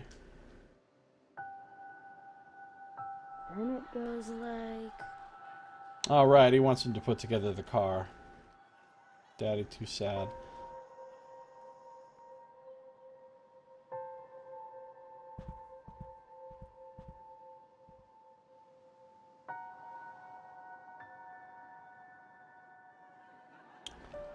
Alright.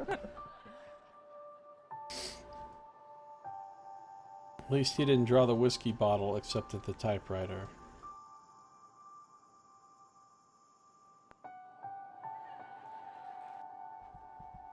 We're gonna do running shoes.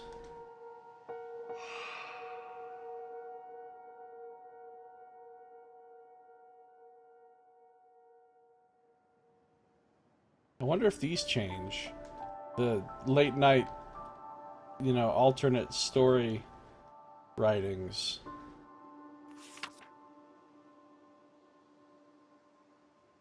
No, that's the same.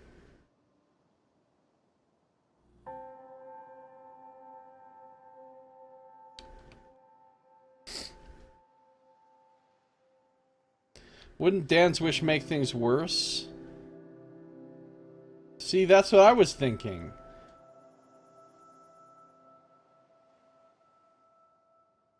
But not picking his thing also make things worse. That's what I was thinking. You're kind of screwed either way. Well, we're definitely not selecting the bourbon.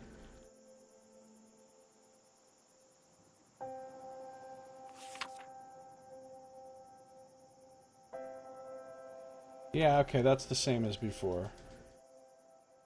So, we're gonna select the car.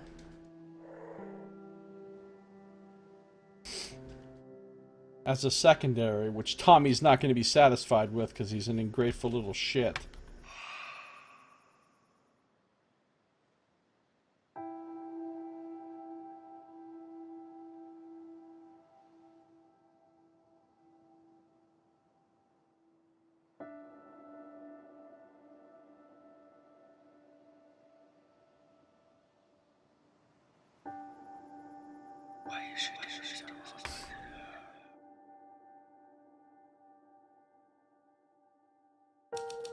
After talking with Linda, Dan realized how much his habit was hurting their relationship and his health. He started jogging every morning and quickly found that runner's high wasn't a myth. Within a week, he was setting an alarm to get up early so he could run on the beach before breakfast, and while he sometimes missed the raw energy of reckless riding, he would have missed his nights with Linda even more. That makes it seem like a positive thing. When Dan still hadn't put the pedal car together, Linda stepped in and began working on it with Tommy. Dan heard them, felt a pang of shame about his regular hangovers, and came down to join in. They completed the project as a family, and although Tommy was hurt that it had taken so long for his father to help, he was happy to finally have his toy. Fucking Tommy. Nothing's ever good enough for that kid. Dan put all of the alcohol back in the kitchen cabinet and promised to stay dry on work days, but he had a hard time focusing while he adjusted to writing sober again. He spent a couple of evenings staring at a blank piece of paper, and he never told anyone how hard it was to not sneak down to the kitchen for a drink those first few nights. Yeah, so his book is really going to be total ass at this point. And that's how the Kaplan's first month at the house on the cliff came to an end.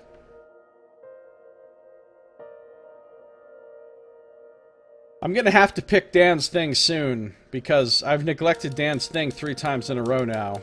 Paul asked to see some of Dan's progress, and it took Dan 2 days to work up the courage to call his agent and tell him there had been none. There wasn't enough of a book to even call it a disaster. It simply wasn't there.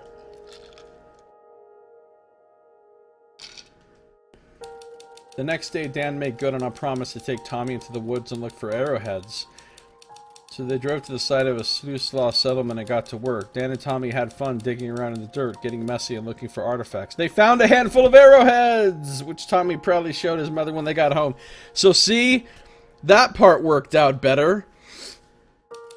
A few nights later, Dan and Linda got a babysitter and drove into town for a date. Dan surprised Linda by giving her a necklace he'd snuck into town to buy the day before. All right, this is the same before. So I managed to make things good with both the wife and the kid this time, but the career is fucking wrecked. It's really interesting that the 3rd chapter of the first month, it was different this time.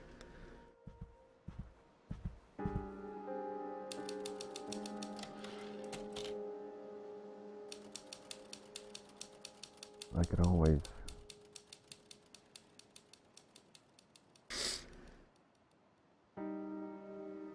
Alright, so this is where it's going to be about, hey, should we go on the camping trip, right? Yeah.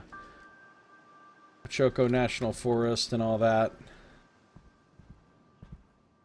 This might be just the same. Oh, but there's the toy car all put together. There's the board game in the living room. So, I don't know how different this is going to be from Chapter 4 before. The bottle of whiskey is still sitting there on the cabinet. Anne, what's the latest with you? I hope you're doing better than I am. I'm going a little stir crazy. Dan loves it here, but he's just writing. That's the same as before. Said we can make an arrowhead necklace. That's new. Wish his car didn't take... See? He's never happy with anything. Fuck you, kid.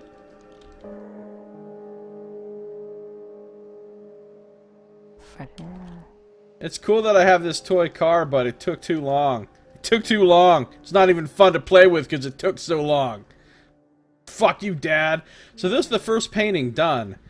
And that is a very different painting than the one before. It doesn't look very happy. 3 days in, I'm still trying to figure out where to take the new piece. It's changing as I go, which is always exciting and sort of... Same as before. Same as before.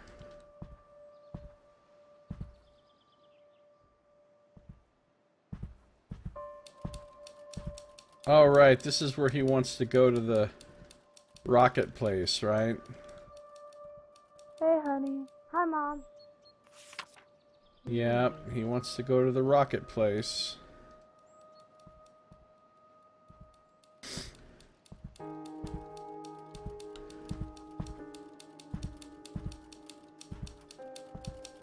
Then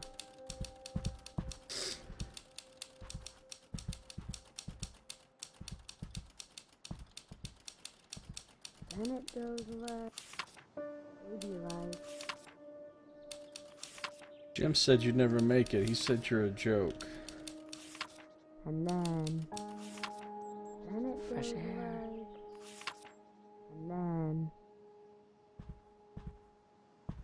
Penny, thanks so much for your letter. It made my day.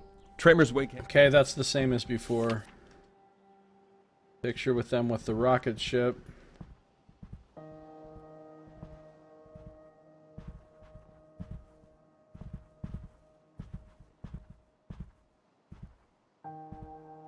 I've got to stay on the book.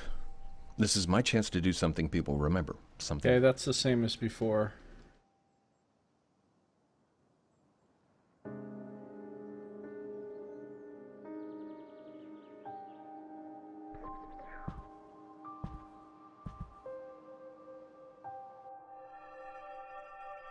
Haven't had a drink on a weeknight in 2 weeks. Came up with This a new is new. slogan. Write sober, rewrite sober, rewrite sober. Hemingway it's not, but it's good to smooth things over with Linda and Tommy a bit. Gotta admit, I don't miss hangovers, but still, I do sometimes miss sitting down with a drink and a crazy idea.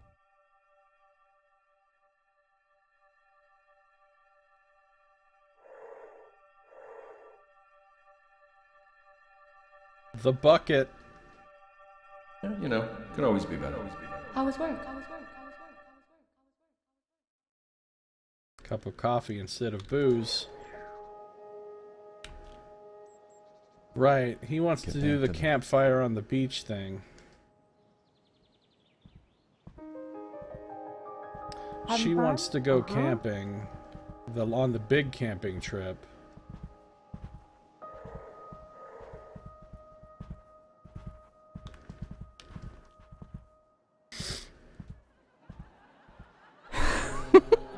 And he wants to go to the amusement park.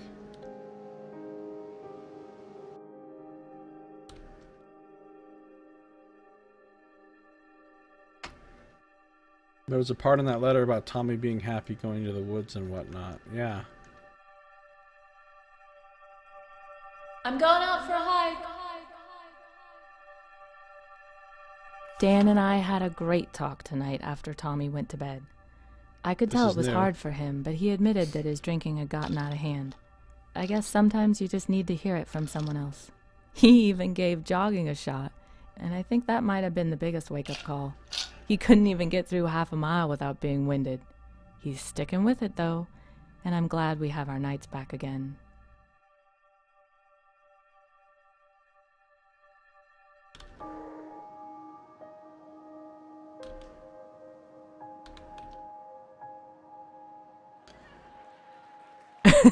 Yep, her camping pack.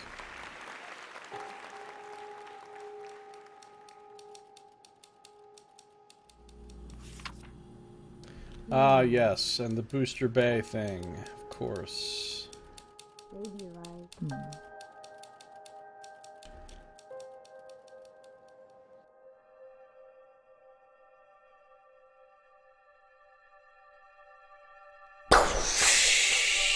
Be careful, honey.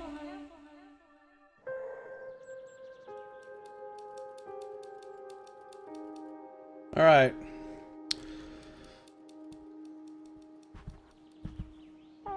Yeah, this time she's not saying exactly. She's not giving you the warning.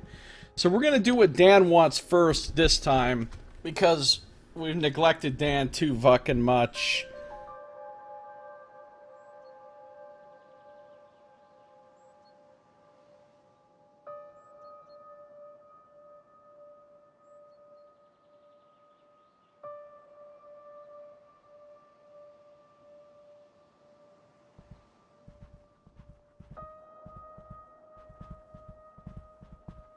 Or we could neglect Dan one more time just to see what happens.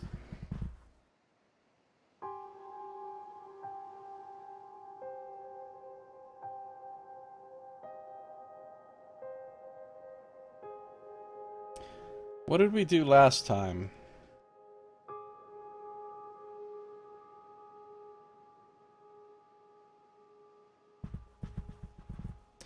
The first time we did Tommy, then Linda. The second time we did Linda, then Tommy. The third time we did Linda, then Tommy. Let's go Tommy, Linda this time. Let's go to Booster Bay and then go camping. and fuck what Dan wants again and just see how bad it gets. What if we... And if they start warning us. No, I can't say that. If they start warning us about Dan's book. Next time should be the Tommy Camp thing. Yeah, right. Unless we get a whole different chapter this time because of our decisions. Who knows? So this time we're going to do Booster Bay first. Camping Pack second. Oh yeah, the Tommy and Reedy disability thing never even came up this time. Because we made different choices. Because we spent time with him. Instead of just ignoring him like the first time. Oh, that's really interesting. Oh, okay, so I'll bet... So, okay, the first time we completely ignored Tommy. And in Chapter 3, we had a Tommy problem come up. Which was the reading disability. The second time, we completely ignored Dan. So in Chapter 3, a Dan problem came up, which was the drinking. So I'll bet if you completely ignore Linda for the first 2 chapters... In Chapter 3, some sort of Linda problem comes up.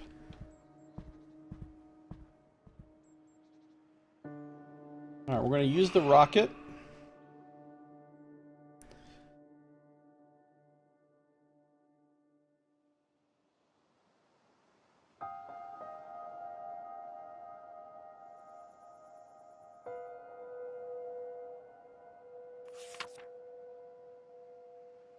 We're going to use the rocket, and then we're going to use the camping pack.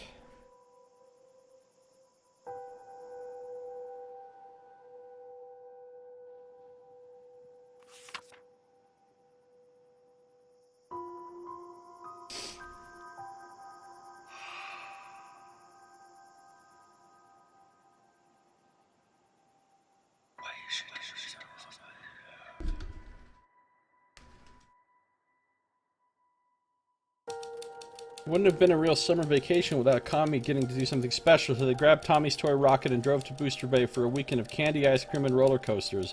Tommy's excitement surprised even his parents. He wore himself out going on every ride as many times as he could, and he slept in the car all the way back. So he's happy. For now, until he starts complaining about it. Dan knew he couldn't make time for a long camping trip. It was important to his wife, though, so he promised her that as soon as things settled down, he would go on a trip. She was disappointed, but knew that he was trying his best and that a rain check was better than nothing. Oh, just a rain check. That's a shitty compromise.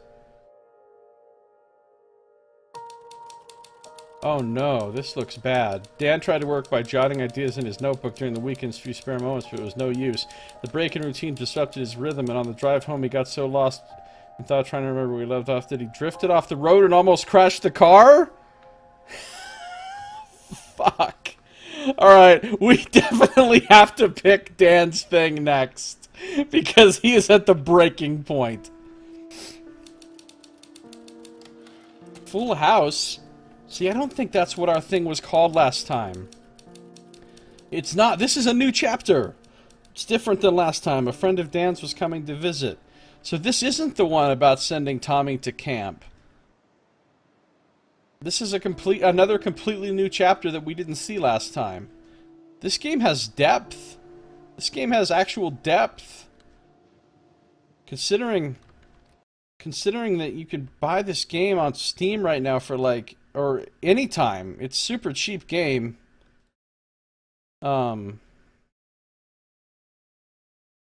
It's a super cheap game. I think anytime.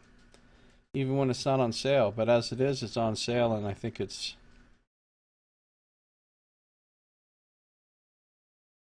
Well, I wanted to see. But my computer's now in fucking disaster mode. Disaster mode!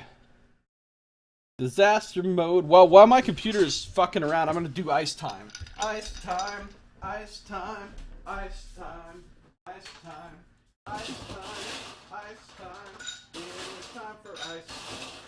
Ice time, ice time, ice time, ice time, ice time, ice time. It is time for ice. They've done this quite well. Why not let Linda drive home and he can do his notebook thing on the way back and Tommy's sleeping anyway? Because that would make sense. Because that would make sense, Knox. People don't do the things that make sense. The Novelist. It's 99 cents. This game is 99 cents.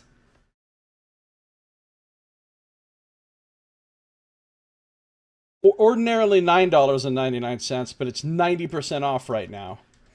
So, even full price, it's only a $10 game. And right now you can get this game for $1.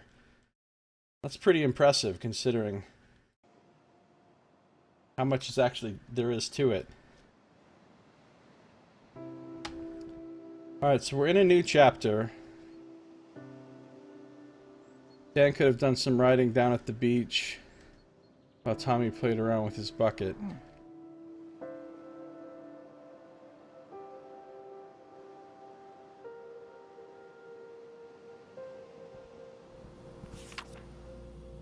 Oh, there they are. I don't know what they're doing.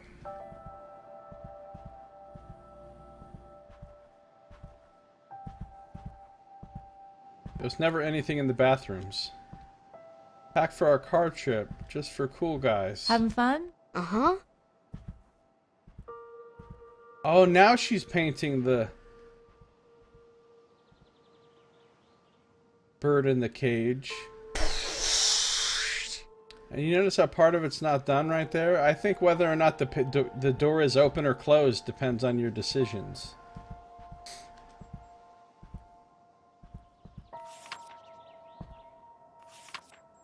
Check sofa, call Chamber of Commerce, hotels in town, double check T&K trip when Dan gets back.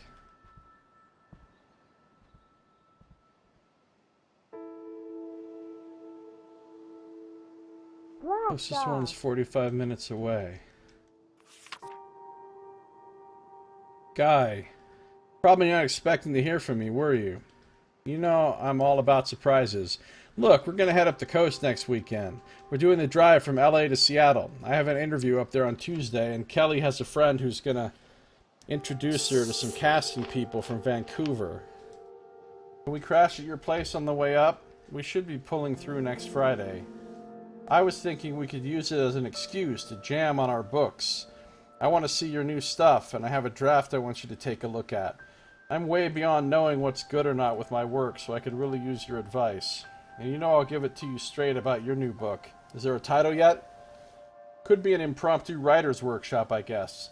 Anyway, I think it'd be fun. Let me know. T. Okay, so T is somebody that starts with T, and K is Kelly. So the T and K trip that was referenced in the other thing is this.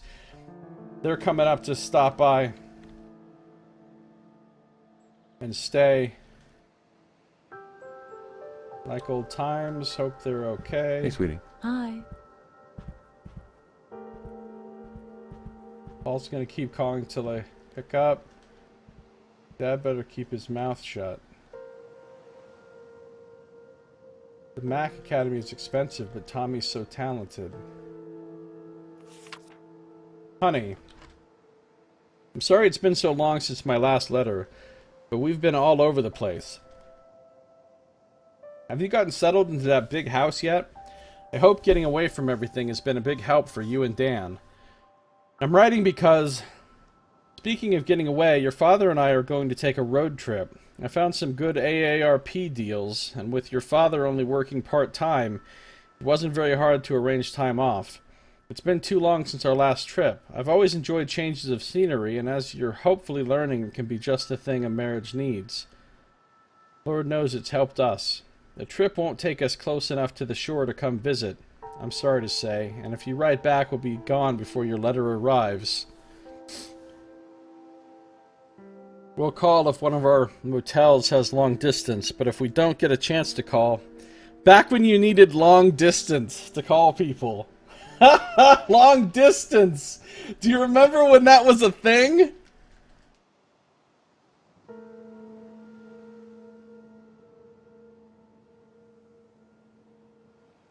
But if we don't get a chance to call, send my love to Dan and Thomas.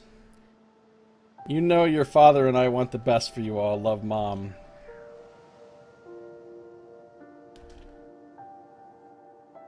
So lucky to have someone like her. Looks like they're in some kind of fucking hut. Hey, you want to take a break later? That sounds great.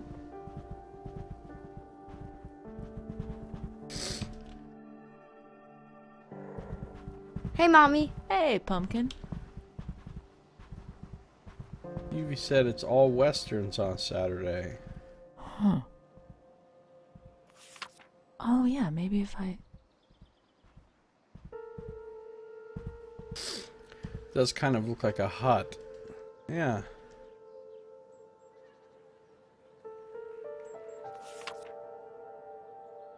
So last time this chapter was about the inheritance, right? And now it's about this?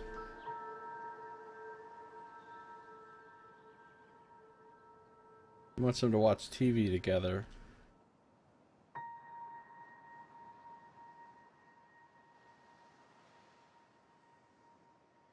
It's kind of fucked up that Tommy never draws a single picture of his mom or himself with his mom. Every single picture is just his dad. Like... I took Tynan up on the book jam. He hasn't seen a word of my new book, and fresh eyes are priceless. He bailed me out on Tramer's Way. I hope he understands how much of that book worked because of him. I still remember when we were walking to the pond, and he had the idea about using newspaper clips and police reports. Of course, no matter how many times I tell interviewers it was his idea, they just keep giving me the credit. Maybe they just want the tidy auteur version. Oh well, can't change that. Let's just hope he has an idea for this one too. Freddy can't get here soon enough. Yeah, we need that to happen. Otherwise, Dan is fucked. And I can't wait.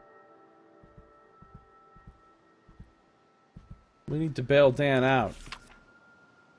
I talked to Davy's parents and they're okay with him sleeping over. They said they'd take care of Tommy some weekend in return. I know the timing isn't great, but maybe we can work something out. Let's talk when you get up, Lynn. Okay. It's not his dad that he wants to hang out with and watch shows in a fucking fort. It's his friend Davy.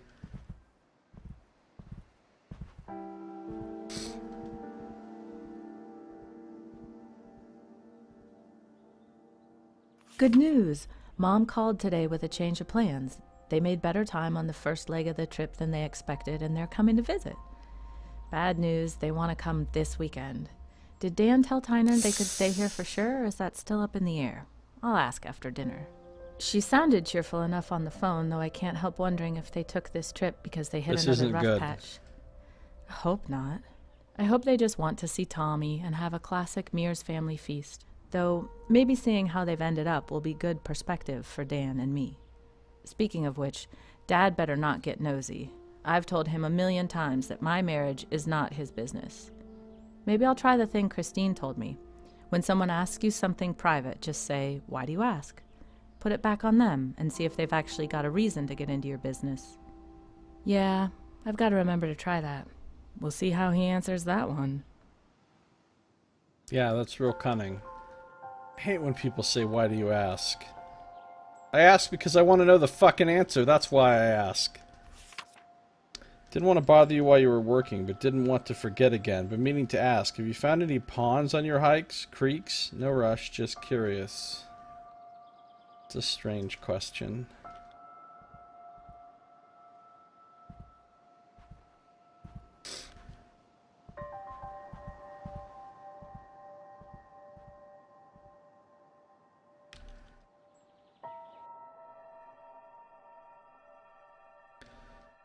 Well, we're going to have to choose between having Tynan and Kelly visit or Linda's parents. Well, we're definitely not going to... It's definitely going to be Tynan and Kelly because Dan is fucked unless they visit, basically.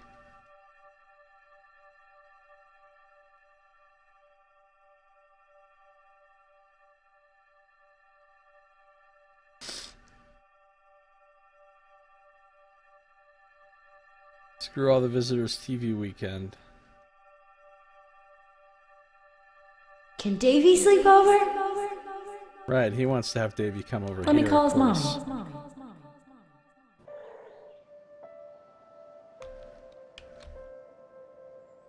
We can use the blue sheets to make a sofa for it. Oh no. Davy can bring over his dad. Look, kid. You already had a hell of a lot of fun. Collecting arrowheads, going to fucking Rocket World. I'm afraid your fun time is over for now. We're not having Davy Can't over. beat me. Fucking Davy. Meow.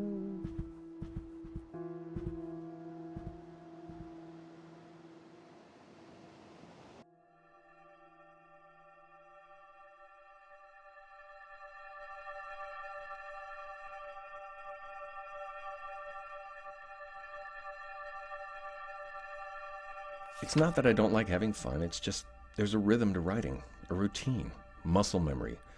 Trying to keep notes in a notebook isn't the same as sitting down to a blank page and feeling the silence, knowing that you've got to make that typewriter make some noise. There's certainly something to be said for getting away from your work for a bit, but there's no getting away from the book this late in the game. Only a feeling that you're not working as hard as you should be. There's a busted mailbox on Bypass 66 to prove it.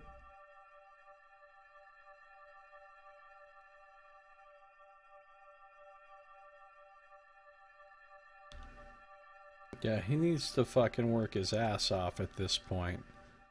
Now that I know I can lose the game early by fucking up, now I want to make sure I at least kind of, you know, do a decent job.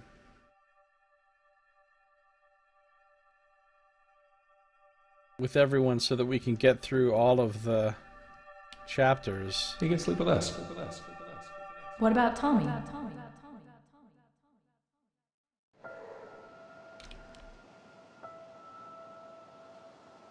Fishing poles.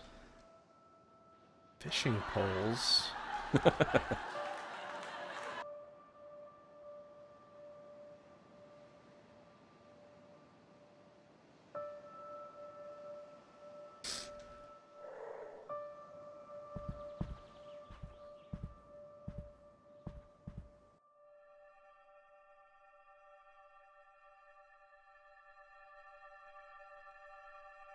Yeah, busted mailbox is when it crashed the car, exactly.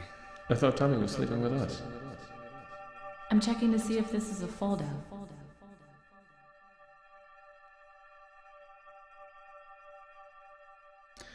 Nobody ever has memories of being on the shitter.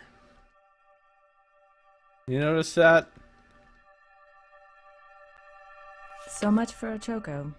I wish I hadn't done so much research to find sites and trails, because now I keep catching myself daydreaming about them instead of working. I still need to get out of the house.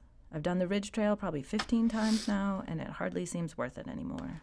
Finding new spots is half the point. At least Dan promised that as soon as things settled down, he'd come on a camping trip. I don't like him dictating our schedule like that, but I understand the stress he's under. At least he didn't try to shut it down completely. He says he's just trying to manage things the best he can.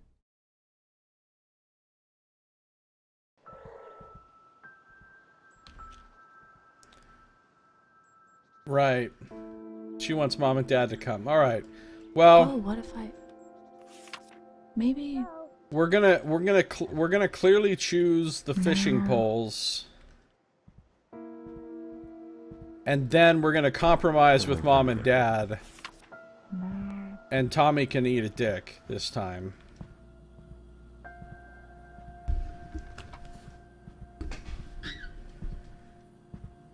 Select the fishing poles.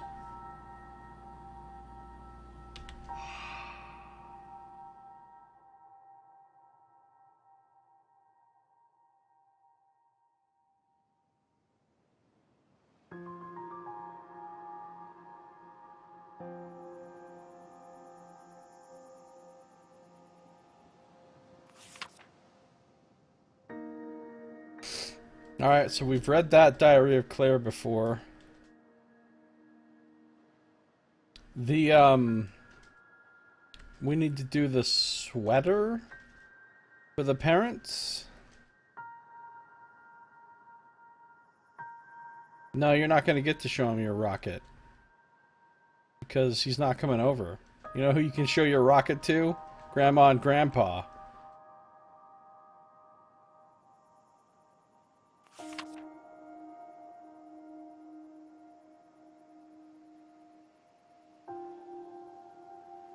Okay, we read that before.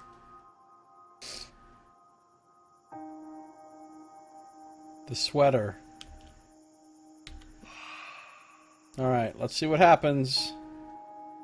Now now it's gonna be like the end of the world, and Tommy never made a friend ever again in his life.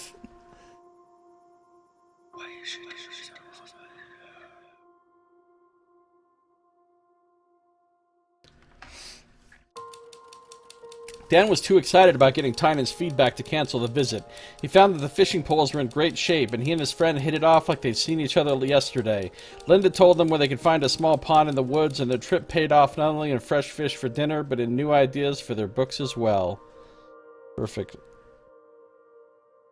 Maybe his book won't completely suck. Linda was glad they were able to make room for everyone, but with so much going on in the house, she didn't get as much time as she would have liked to visit her parents. They were glad to be able to come at all, although Linda didn't get a chance to pull her mother aside and see how her parents were doing. They're fine. They're fine. Tommy cried when Dad told him that Davy wouldn't be able to sleep over, and the fact that the extra sheets were used for grown-up house guests instead of a sofa for it only upset him more. He didn't want to sleep with his parents, and in the middle of the night he woke up and tried to get back into his room, causing an embarrassing scene. Every time you don't pick Tommy's thing, it's like the end of the fucking world.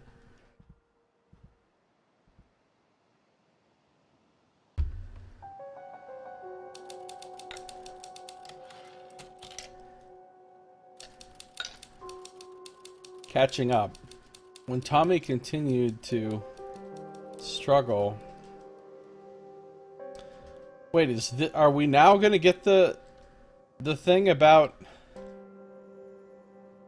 the learning disability in school thing and all that?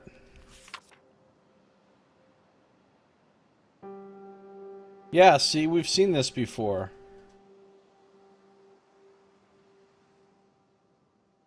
So now we gotta pay attention to Tommy.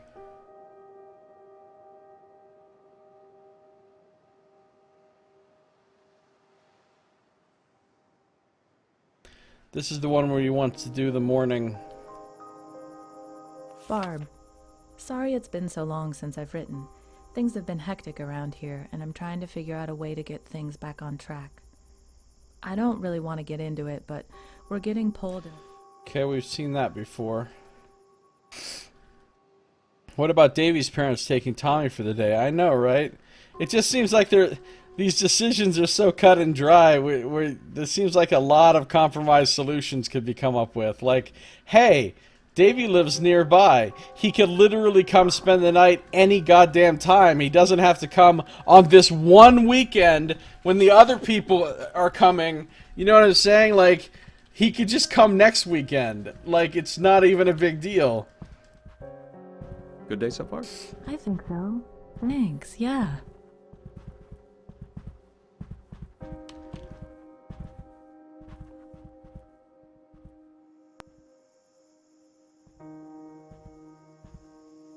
And the door is open. Which I think means that we've picked her thing enough times that she's not miserable. Dan and I had a good conversation today. Well, we'll have to wait and see if it was actually good, but I feel like I got my point across about family time.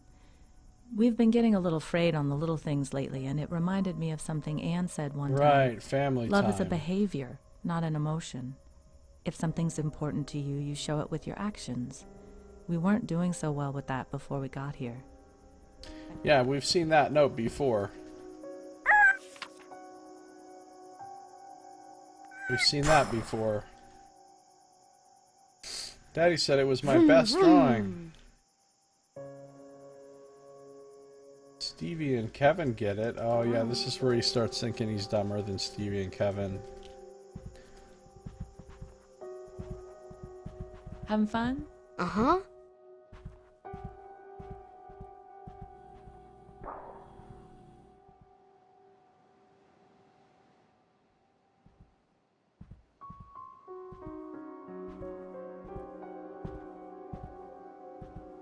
Run faster. Unfortunately, Davy lives on Halley's Comet, and Tommy won't be able to see him for another 87 years. Right? Oh, yeah, this is where he's, like, not having fun with books. And the kids are making fun of him. Having fun? So we gotta fix his situation.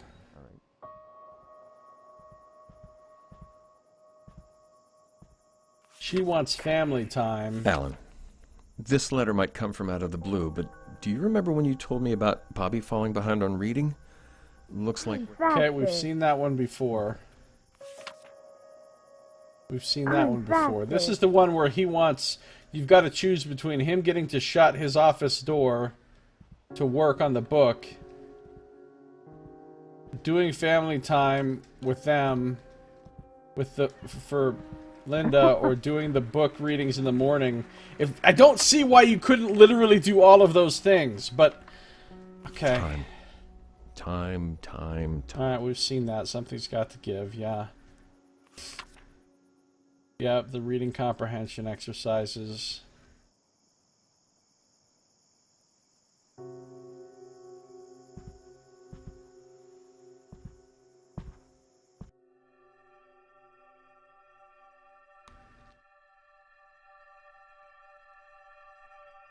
I'm sorry. I shouldn't have snapped. I just... Whoa.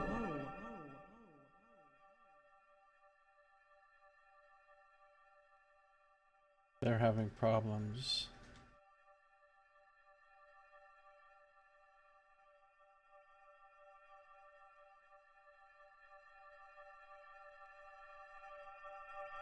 Tynan and Kelly left this morning.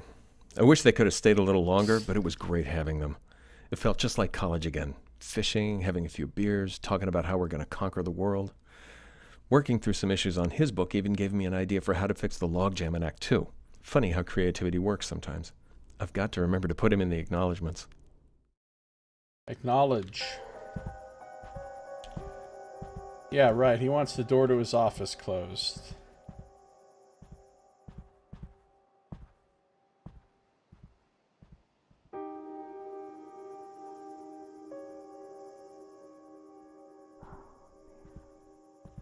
Maybe like...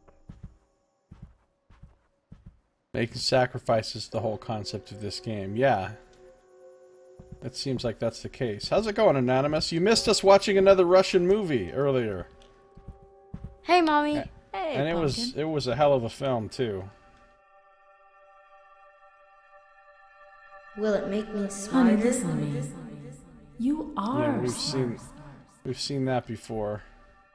Lying to him about being smart when he's clearly not. Hey, that's an actual picture of the two of them that looks happy. Imagine that. Right, the Lonnie book.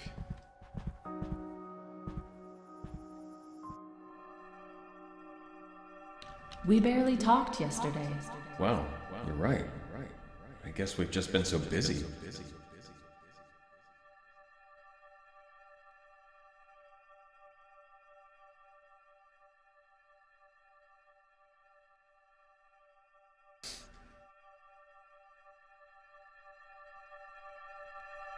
I'm sure Mom and Dad would have liked to have been the only visitors in the house, but they understood the bad timing and were glad to see us at all.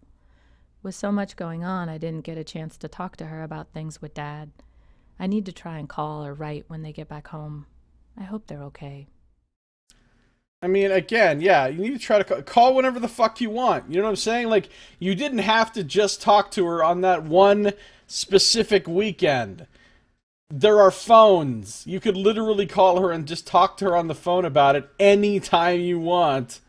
You act like, oh man, I didn't get to talk to her when she was here because of this other thing. Now it's ruined. Davy can never come over again. I can never talk to my mother again.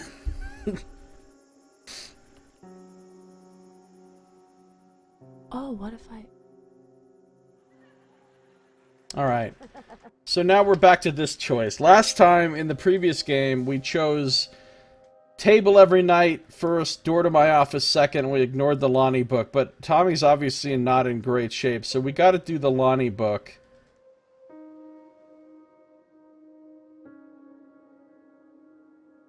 But I don't think we should be completely neglecting Dan's work either.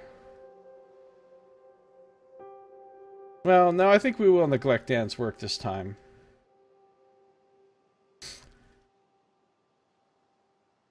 I think we'll prioritize Tommy's book and then do the family time.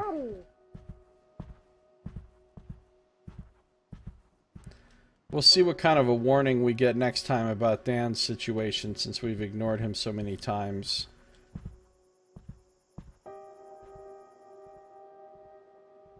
We gave him what he needed last time, though.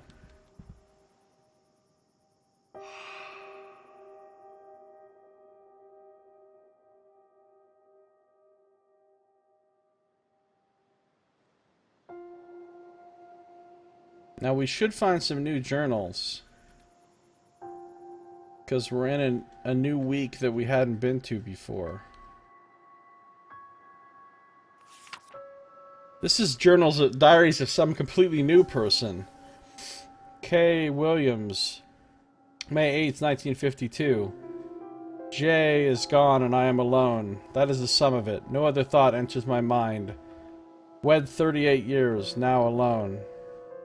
A senseless accident has taken J from me. What should I do with myself? I do not know. Money is no worry. Time, that is the thing. There is so much of it still ahead of me. I have been blessed with health, but that blessing is now a curse. It is nothing more than the curse of time alone, without J. I'll attempt to look ahead, but I cannot envision a path without J. For so long, I had no need to imagine one. The children do not understand why I have come to this house alone, as they cannot understand my loss. So this widow or widower came to this house alone and met the ghost. I cannot say that I feel better than I did upon arriving, for Jay is still gone, but I do feel a change. Some glimmer of a path is taking form in my mind. I cannot describe it other than a narrowing of thought.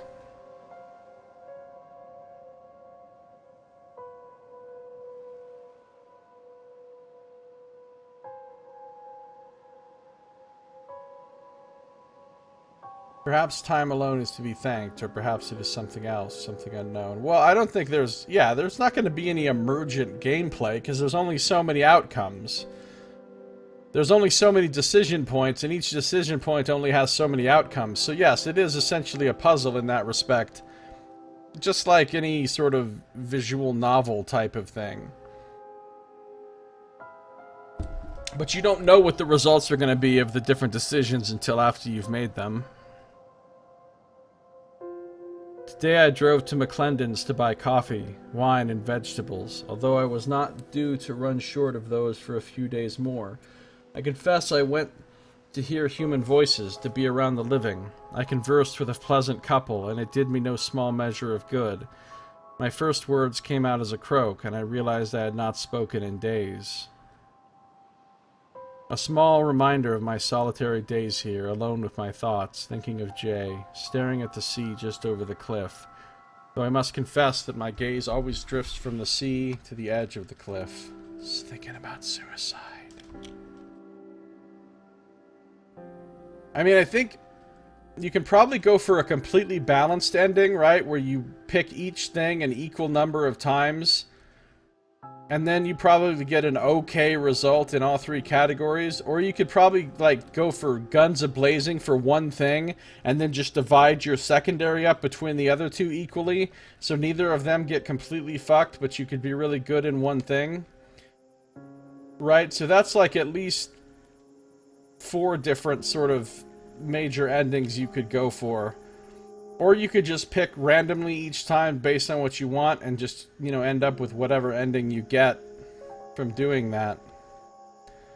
Which is kind of what we're doing this time. We haven't focused on any one thing.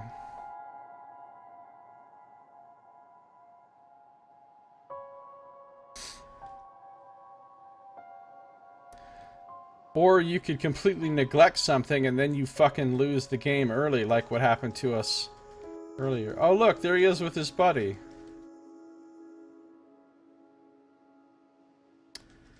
Alright, what am I choosing now? Oh yeah, dinner around the family table.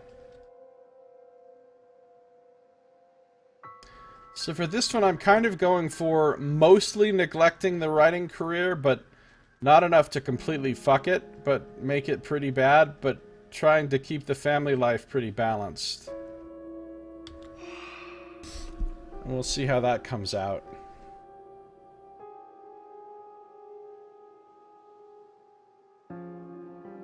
Now I just gotta whisper my choice to Dan.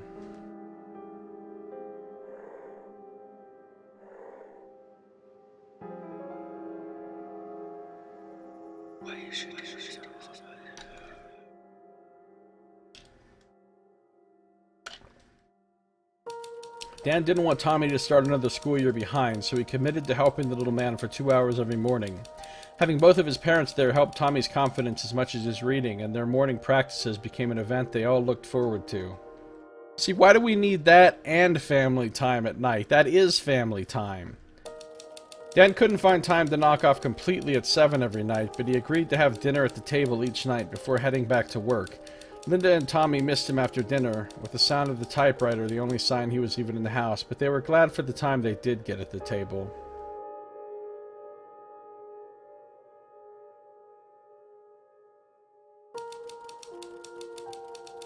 Dan couldn't figure out a way to please everyone and still make room for the time and focus he needed to write. He was able to compromise and fit in one unbroken session each day, but for the rest of the day he worked around his family commitments and tried to make the most of the shorter sessions. The lack of focus came through in his work. Yeah, his work is getting fucked. As July came to an end, the Kaplans' lives had developed a pattern.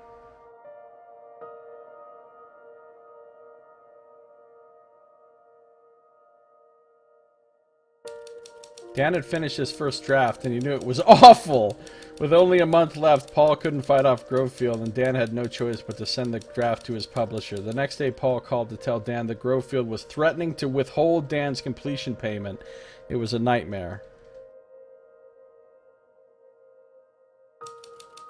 And on the following Tuesday, Tommy put on an art show in the den, explaining his drawings to his parents one by one. Dan got Linda to pretend they were at an art auction, bidding against one another for each drawing. Dan would not be denied, outbidding Linda every time while complimenting the family's youngest artist on his priceless works of art. That sounds like a positive result for the kid. On Friday, Dan and Linda both knocked off early, took Tommy to his aunt's house, and drove to a bed and breakfast. They barely left their room. The guests in the room below complained about the noise, but the owner, who assumed that Dan and Linda were on their honeymoon, offered to move the guests to a different room instead. So that's another positive result. So yeah, we're only fucking Dan's career here. The kid and the wife situation are both going well. They still had a month left, but Dan's chances to change the course of the summer were growing fewer. Initially, it was a zero-sum game. You're always kind of lost 2 of 3 parts of your game. But it was too black-pilled even for the offer, so he nerfed bad stuff. The inheritance. Oh, now we get the inheritance one. So you get the different chapters in different order. Maybe it's random each game, or maybe the order you get them in is based on... Maybe the order that you get them in is somehow based on your decisions. I'm not sure.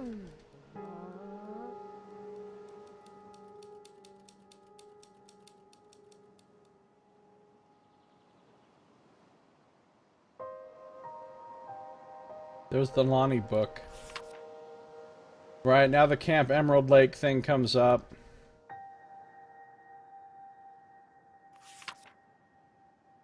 He wants to play Frisbee with other kids. We're watching our waistlines. Same as before. Here's the thing about Uncle Wayne giving them the money, right? We saw that before. I called the co-op today. It isn't wildly expensive, but it sure doesn't fit into the... Alright, we've seen that before. She wants to go to the artist co-op. He wants to ride bikes with another kid. There's the 2 paintings done. Now she's starting on her 3rd painting. Each painting takes her a month, you guys. A month! I can watch Bob Ross make a whole fucking painting in like 20 minutes. Each painting takes her a month! And it's not like she has a job to go to. She's not doing anything else.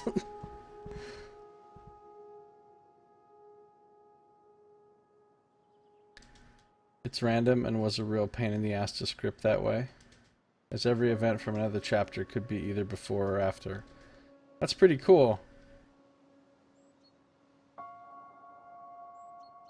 Said they're swimming. Yeah, he wants to go to the...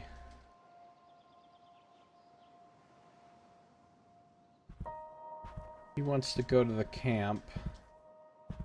She wants to go to the artist co-op. He wants to spend the money on advertisement for his shitty book.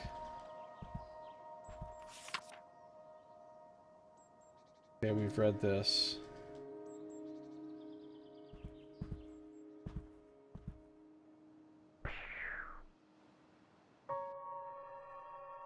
I don't want to do that yet. How did I let the book get like this?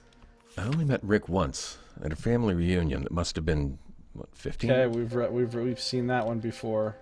Can't show this crap to anyone. Why didn't anyone ever believe in me? So I feel when I write something.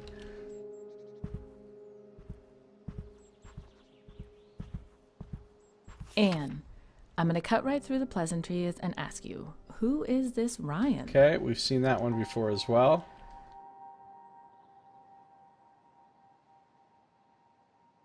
Tommy takes up a big chunk of... Yeah, well, I understand. She's dealing with the kid, and she's probably doing all the work around the house, because, you know, he's always like, oh, I gotta write the book. I can't possibly... But, like... like, everything acts like she's spending a lot of time painting as well. And why is she only painting... Can you take Tommy out today? Maybe to the beach? I think you could both use some fresh air. I have to be in town by noon, and I probably won't be back till 4, Lynn.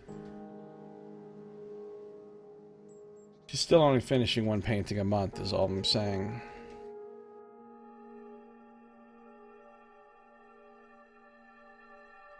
And when I finish my book in December... Don't joke like that.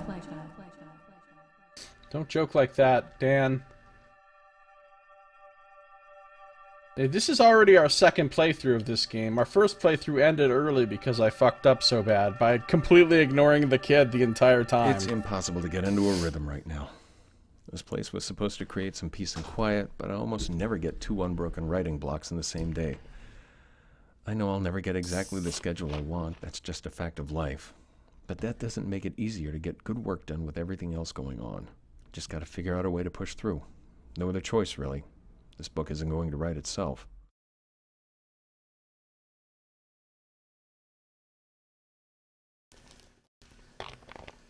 I feel like their problems are a little bit trumped up in this. Like, these are problems that I feel like I could solve for them very easily without being a ghost.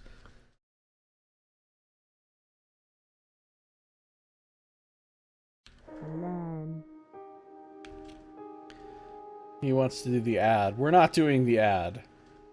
We're not doing the ad.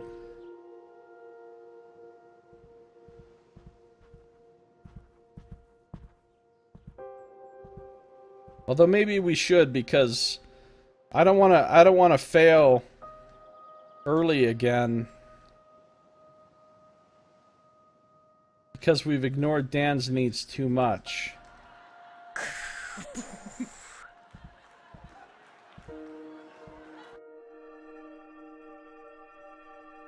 What about your rocket? I already played with it. Oh, he's still being saucy about the rocket, even though he got to go to Rocket Land and everything. Fucking kids. Never makes him happy. Always continue to just need more and more.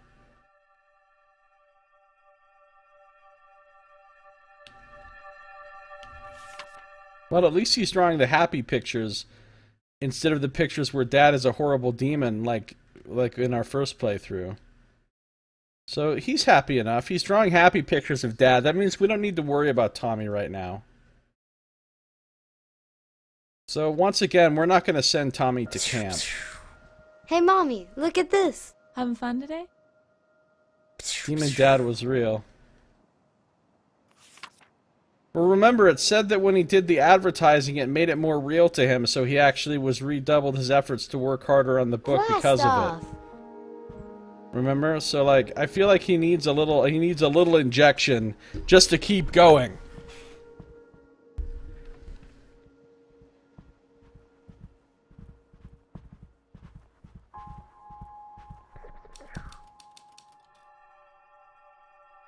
Is there something out there? The whole world. The entire world's out there.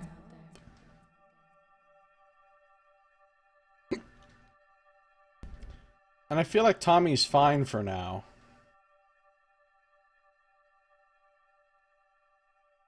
We prioritized Tommy a few times now.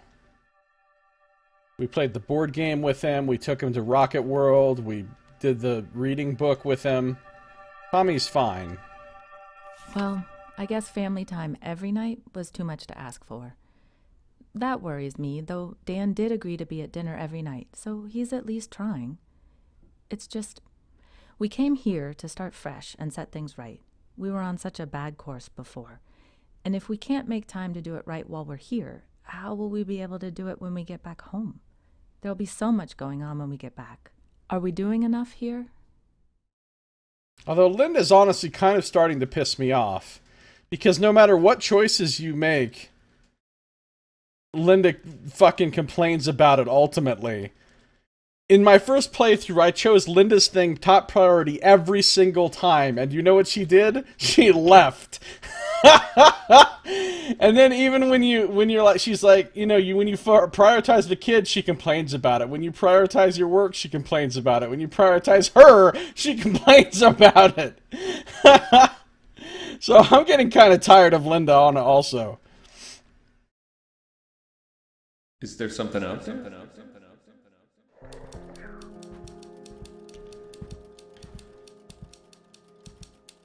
Have you met women, Josiah? Hey, they're not all like that. They're really not.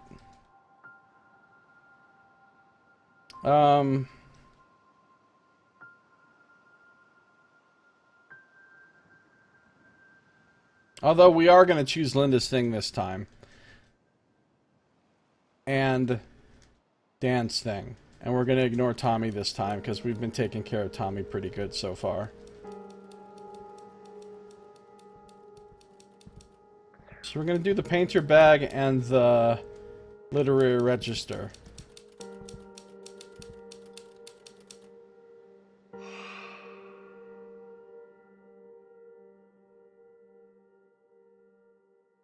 Well, remember, he did call her at the end, right? So he was able to patch up their marriage even though their son had a horrible life, essentially.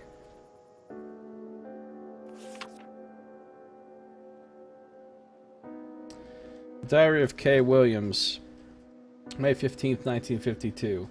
It is late, but I must record my thoughts. Perhaps it will help me make some sense of them. I should not say thoughts, as there is only one thought in my mind. I look back but a week and see that when I arrived, my only thought was of Jay being gone. That sad thought has been replaced by another. What if I were gone as well? I feel regret in the simple writing of those words. If I am truthful, it is not a thought that has occurred to me before. I cannot be sure where it came from. It is almost as if it were put in place by something I do not understand. I must think of my family and their heartache. Our children have lost one parent. I could not bear to hurt them again, though they are all grown and have no practical need of me. Yet I had no strictly practical need of Jay, and look at where that loss has left me. Perhaps I will venture into town tomorrow. Maybe some stranger, unknowing, will show me some kindness, some small thing that plants a seed of hope. I'm always hoping that, and it doesn't happen. Perhaps observing the actions of some strangers in public will cause me to have even less faith in humanity than before.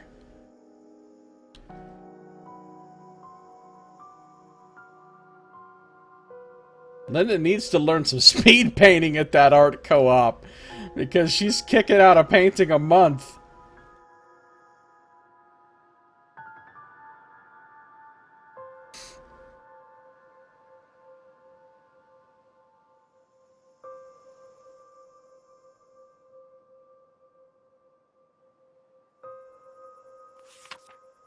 Diary of K. Williams, May 16th, 1952. I feel shame looking back on last night's entry, yet it does clarify the choices before me. I can walk to the cliff, close my eyes, lean forward, and be done. It would not be hard. Or I can find a path forward without Jay. I hold no hope that I will find another love in the autumn and winter of my life, but perhaps there is a peace to be found. I went into town this morning and stopped at the cafe. I sat at a sidewalk table and sipped coffee, watching people pass now and then as they live their lives. I will never think of my time in this house fondly. The circumstances make such a remembrance an impossibility. But I know that my time here has allowed me to part the fog that clouded my mind when I arrived. I now know that there are two paths before me. All that is left is to choose. But what did the ghost make her choose? Or him. Actually, we still don't know whether that's a her or a him writing those. How much it costs? What about Linda? Alright, we'll do the literary register. It's not like the game needed to save on textures with these graphics.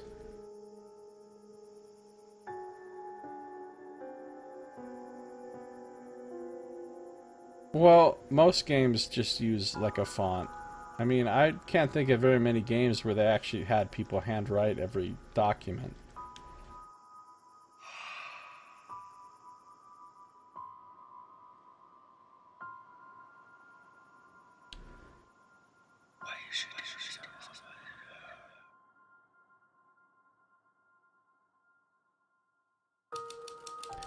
Linda was thrilled when Dan told her about the inheritance money and offered to use it for the co-op instead of promoting his book.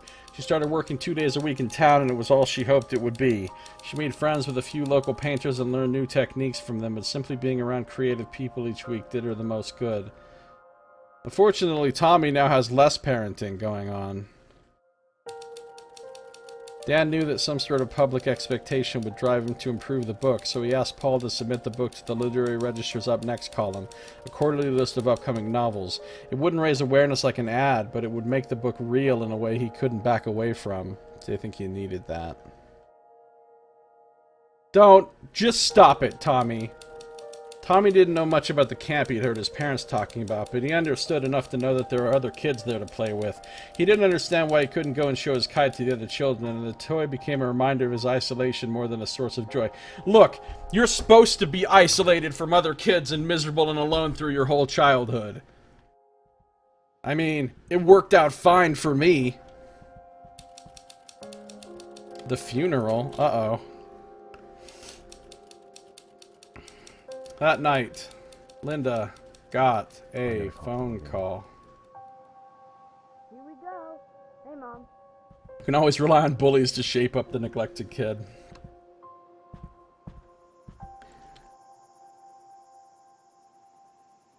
That might work. Mark the 21st of this month on your calendars. For 1 day only, watch the world-famous Fighter 5 as they scream across the sky. Witness death-defying feats of flying and a display unlike anything you've ever seen. Guaranteed to blow you away. Don't miss it. Well, that's probably going to be what Tommy wants. Anne, I just got off the phone with Mom. She told me about Grandma Jo.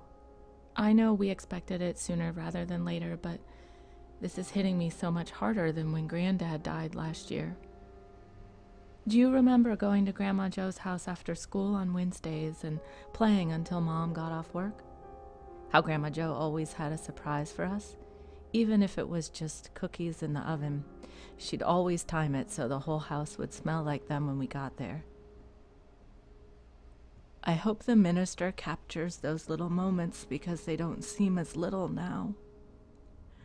I wish the circumstances were different, but it will still be good to see you at the funeral. What am I saying? You probably won't even get this until after the funeral. I guess I just needed to write anyway. Love, Linda. It's just death. I gotta call Paul again. People die. Just get over it. Can't believe it. Dan. Big news. Got a call from Bracket Books in Eugene, and they want you to do a reading from Windsong. Maybe even some Q&A, some book signings, all that good stuff. I think you should do it. In fact, I'm going to be pretty pissed if you don't.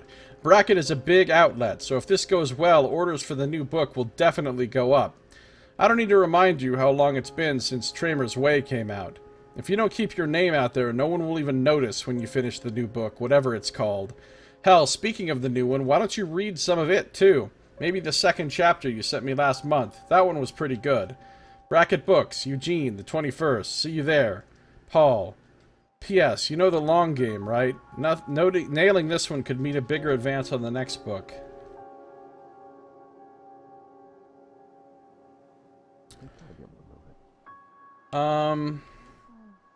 So pretty much it's going to come down to take Tommy to the fucking air show, go to the funeral, go to the book signing. Right? Is that what we're dealing with here? Call Paul first thing tomorrow morning. Any possible way to move it? Is this thing announced yet? Yeah.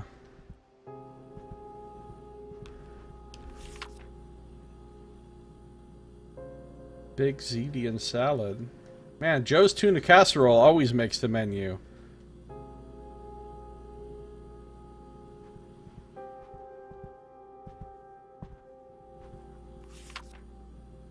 Oh, look. They're astronauts or whatever.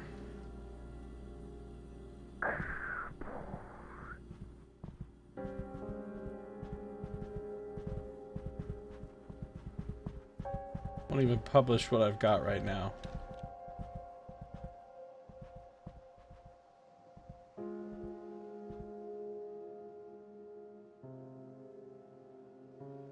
It's just...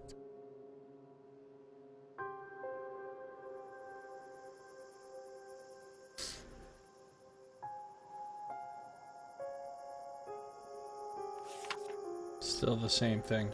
I walked out to the bluff to remember Grandma Joe and say goodbye. And on the way back, I started thinking about what it really means to have a family, to make that your focus. She seemed to take such joy in being surrounded by her family, providing for them, taking care of them. I hope I never took that for granted. When I got back to the house, a question hit me that I can't get out of my head. What will Tommy think about Dan and me when he gets older? And what if Tommy has kids of his own?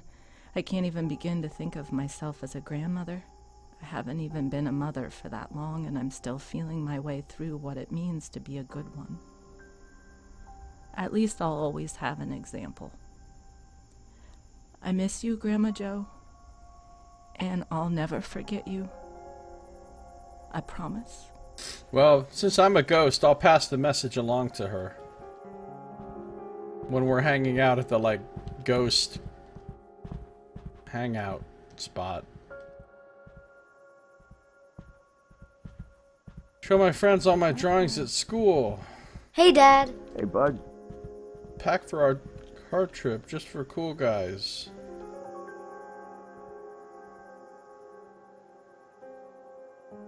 Hey, Mommy. Hi, honey.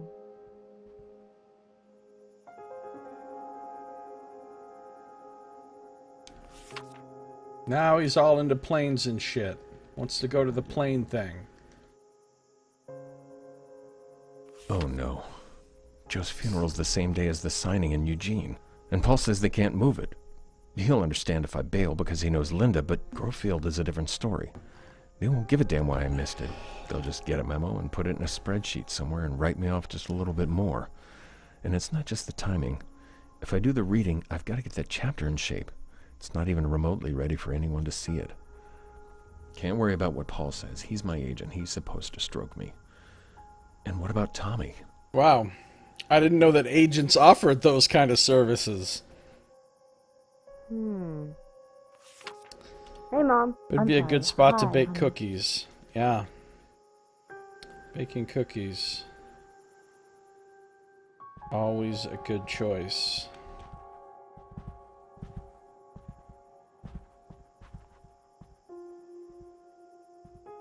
Most of you here knew my grandmother. For those who didn't, I truly wish you had. She was an example for all of us. Her warmth, her caring, and her smile were impossible to forget. It's still hard for me to believe she's gone. Without her, the world is... Can't believe it.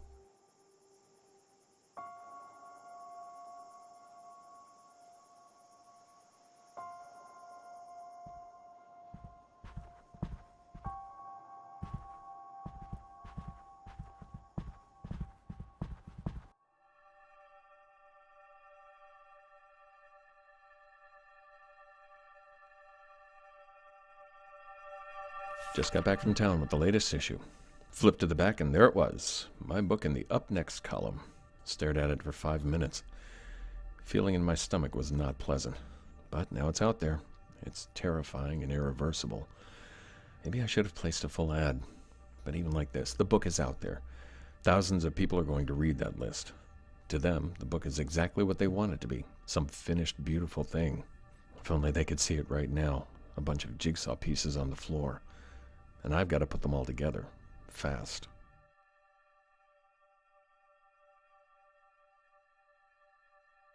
Good luck with that. Even Pat Rothfuss takes 20 million years to finish his book. So good luck with you finishing your shitty book, man, while you're trying to take people to Rocket World and shit.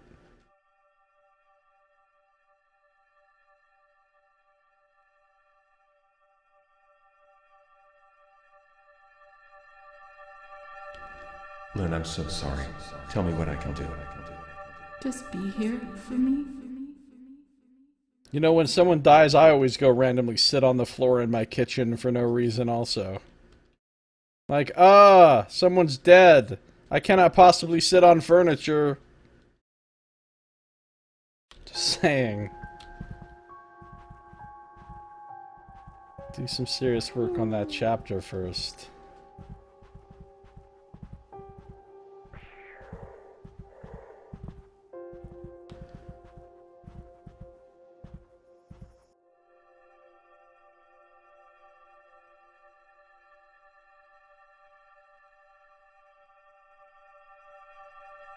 Clearly takes more than a month to write it. She must have seen some cookies in the kitchen and lost it. Just got back from the co-op. What a day. Monica gave me an interesting idea for my ocean piece. The water will stand out more if none of the people on the shore have any blue on their clothes. I'm going to work on that tomorrow.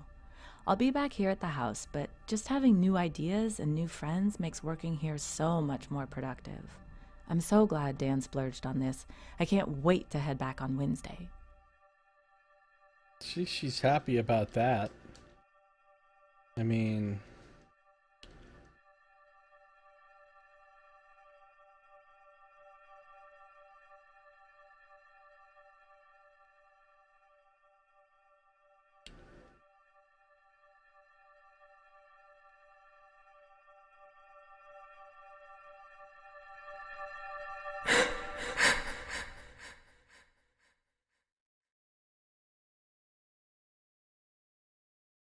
a lot of sobbing.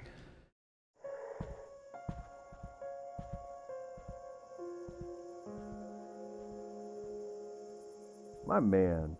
Back at ya.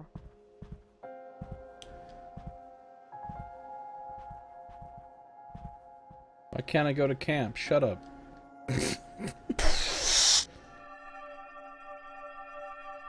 Is she in heaven? I'm sure she is, honey. You're not sure she is. You hope she is.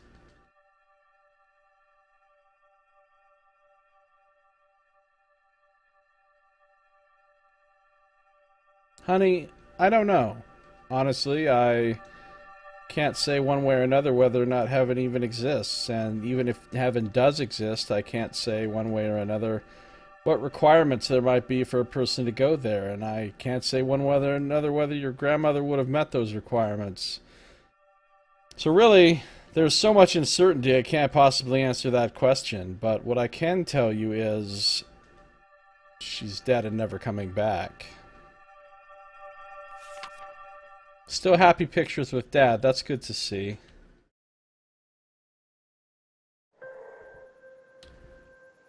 Oh, hi, honey. The magazine said there are going to be tons of planes. Oh. Call and buy a ticket if he's I'm coming not to a the star. funeral. Alright, I don't know what to do here.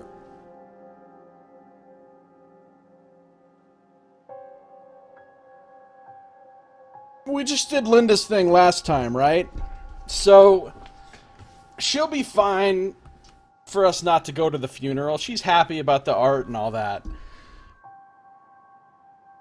We did ignore Tommy's thing last time, but going to the stupid thing with the plane seems really wasteful compared to doing anything else. So, working on the chapter seems like the best bet for our main thing. And then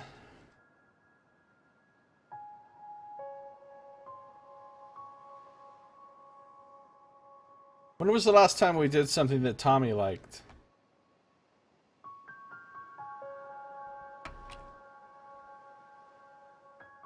Oh, man.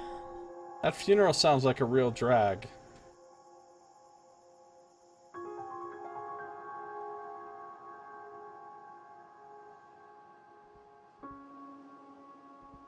Gotta do some work on that chapter.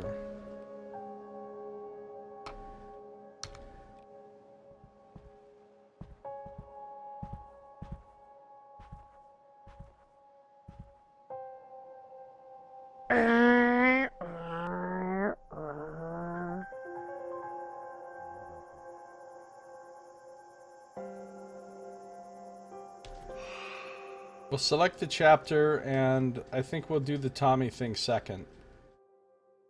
Linda can chill for a bit.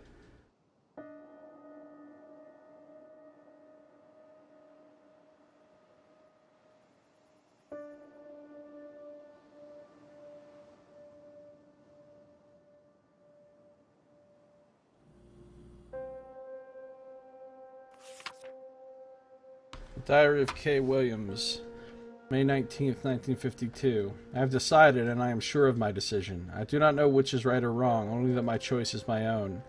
It took 3 days alone, letting whatever calming influence is here, for I am sure there is something. Guide my thoughts. I thought about Jay, and talked with Jay in my mind, and I know that this is right. I cannot think about the path not taken, only the one ahead. Is she gonna kill herself or not?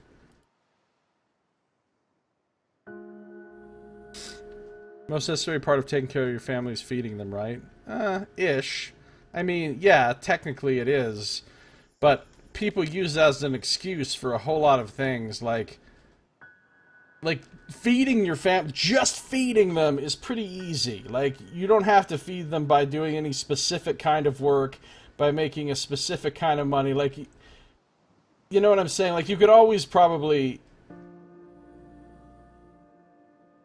work less and still feed your family. You could always probably have a shittier job and still feed your family. People use "I gotta feed my family" as an excuse to just, like, further their ambitions or get rich. Whereas that's not necessarily always necessary, just to take care of your family on an acceptable level. But your family needs other things from you.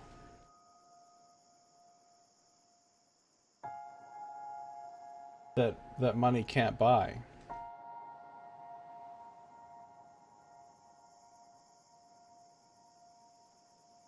And if you neglect those things, then they'll resent you for it forever. Is there another crazy ghost person diary? Doesn't look like there is.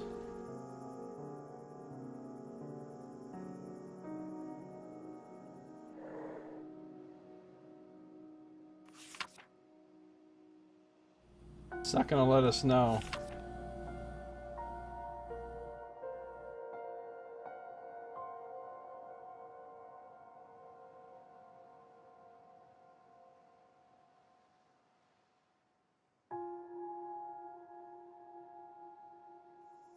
Every time I see people talking about I gotta feed my family, they're always like, so I just bought this brand new $50,000 truck. Oh, I just bought this brand new $6,000 flat screen TV. I gotta feed my family though, you know, I gotta work harder so I can feed my family. No, your family's pretty fucking well fed. You're not working harder so you can feed your family. You're working harder so you can, you know, buy a bunch of shit and like have a house that's bigger than what you need. Now, I'm just talking about how Americans are. I literally have no idea how it is in Russia or anywhere else in the world. But Americans like to spend a lot of money on a lot of shit they don't need. And have much bigger houses than they need, and much bigger vehicles than they need, and much more clothes than they need, and much more everything than they need. But they will always use, I gotta feed my family, as the excuse for all of it. He needs to... No, the magazine says there's gonna be tons of planes, so that's what we're gonna do. We're gonna do the magazine. Now that I'm sure there's not another journal.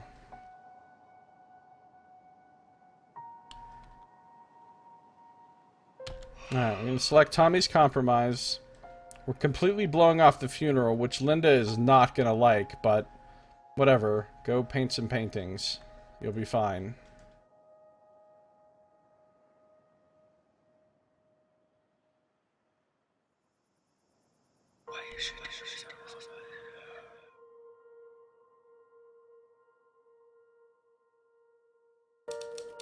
Dan knew his books had drifted almost completely out of the public eye, and he couldn't turn down the chance to get his work back into the literary spotlight. He drove to Eugene on the 21st and was surprised to see a line out the door of Brackett Books. Paul had delivered. Dan wasn't completely happy with the chapter he read, but the crowd certainly seemed to like it. He left Eugene with a confidence boost that carried him for days. Start doing some rat paintings. Knox. Dan set Tommy down and did his best to explain why they couldn't go to the air show. Tommy had a crying fit. I'm so sick of Tommy's shit. Dan eased the blow by promising to take him to the next one. Then they drove to town and went from store to store until they found a plain toy for Tommy, who loved it. Yeah, deal with your child's emotions by just buying them more toys. It's great parenting. Linda went to the funeral by herself, and it was even harder than she expected it to be. It helped that almost everyone in her family came to say goodbye to Grandma Jo, but when Linda cried herself to sleep that night in an empty hotel bed, she felt more alone than she ever had in her life. Oh, come on. For one night, you're gonna be fine. These people are incredibly needy, is what I'm learning. The road ahead. The summer came to and Dan faced a difficult decision. She stayed at a hotel. None of her family could put her up for the night, right? What kind of family is this? This game really goes over the top with making it seem like every decision you make is awful, and oh my god, nobody can possibly deal with these consequences. Barb, by the time you get this, we'll be on our way home, so don't write me back here. It's hard to believe this summer's almost over. So much has happened. The show, getting used to life up here, painting more than I have in years, losing Grandma Jo, figuring out where Dan and I are. Part of me doesn't want to leave, but I know it's time. They say you can't go home again. I think I know what that means now. I don't have it in me to explain everything here, but things will never be the same. I don't even know what home I'm going back to. The only thing I do know is that I'm ready to start painting again. For real, like I did before Tommy. I'm scared and excited and nervous all at the same time. I just wish I knew how we were going to make it work. I hope this finds you well. Yours, I feel like Linda. Every one of these needs to have, after the end of it, and then they got the fuck over it because they're an adult. Or in Tommy's case, and then they got the fuck over it because they're a child and they're only upset about something for 5 minutes before they get distracted by the next thing.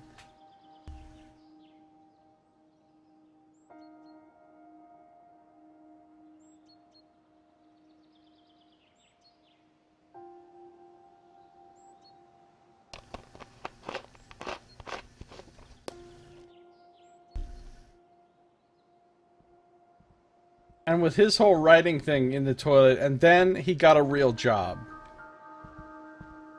Get a real job. Get a real job, Dan.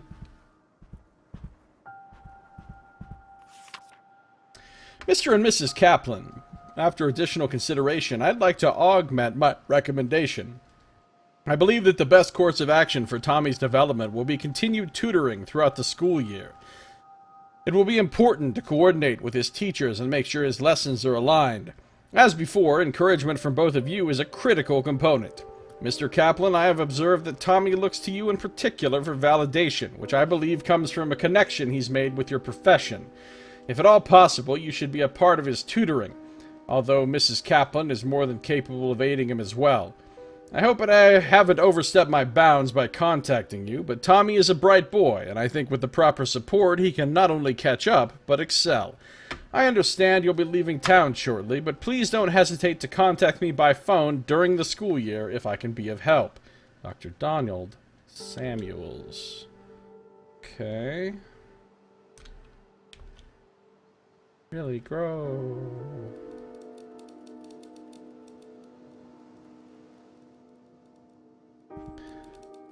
That car will forever be a symbol that Dad took too long to get started on it. Fucking car.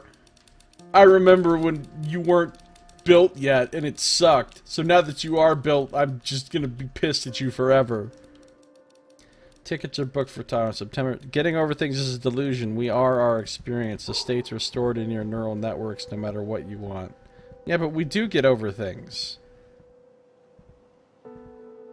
I mean, I'm not saying the experience vanishes, but the effect of that experience on our current mental emotional state does vastly change.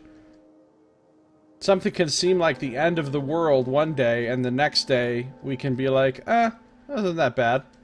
Alright, I guess he's happy about the idea of going back to school.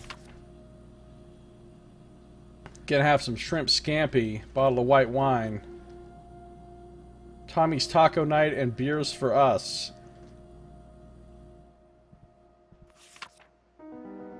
Mr. Kaplan, we have reached a decision and are pleased to offer you the position of Assistant Professor of Literature. See? He can get a job. He doesn't even have to finish this book.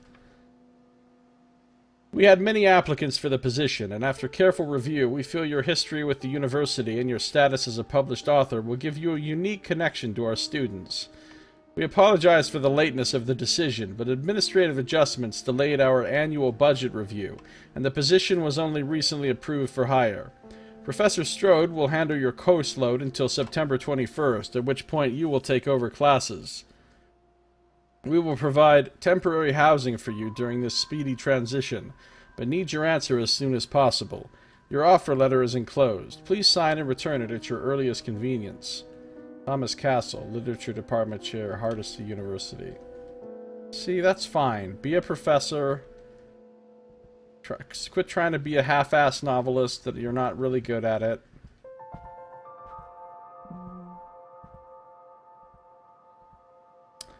That is not a particularly uplifting-looking painting. Teaching is admitting defeat. Teaching is great. It's a noble profession. We need more people to be good teachers and so forth. Blah, blah, blah. I would love to be a teacher in a different world. Linda, I'm pleased to meet you. Well, by letter anyway. I'm surprised we've never met, considering how small the art community is. But from your letter, it sounds like you may not have been as active as you'd have liked it for a few years. Regardless, I'm very excited to tell you more about our work here. At a high level, the program is simple. We're a collective of artists who use our work for the betterment of our city. We host fundraiser galleries, donate our work to charity auctions, and teach art classes.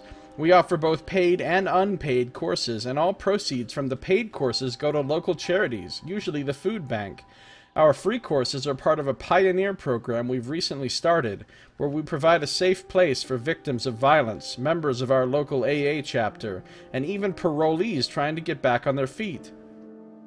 The program is still in its early stages, but we've been very pleased with the results. It's a very exciting time. Anyway, you'll find more details in the enclosed information packet. I'd love to talk to you about joining in person when you return to Laurenton. Rachel Pittman, founder, Art for All. That's pretty cool. See, these people already obviously have way more money than they actually need. Look at this place. However much they paid to stay here was way more money than they needed to spend. Like, this had to be expensive as shit, even with a special deal because it's haunted. This big house right on the fucking ocean, surrounded by forest, had to be a grip of money. They didn't need this. They didn't need to stay here. They didn't need to come here. That's just money thrown away, essentially.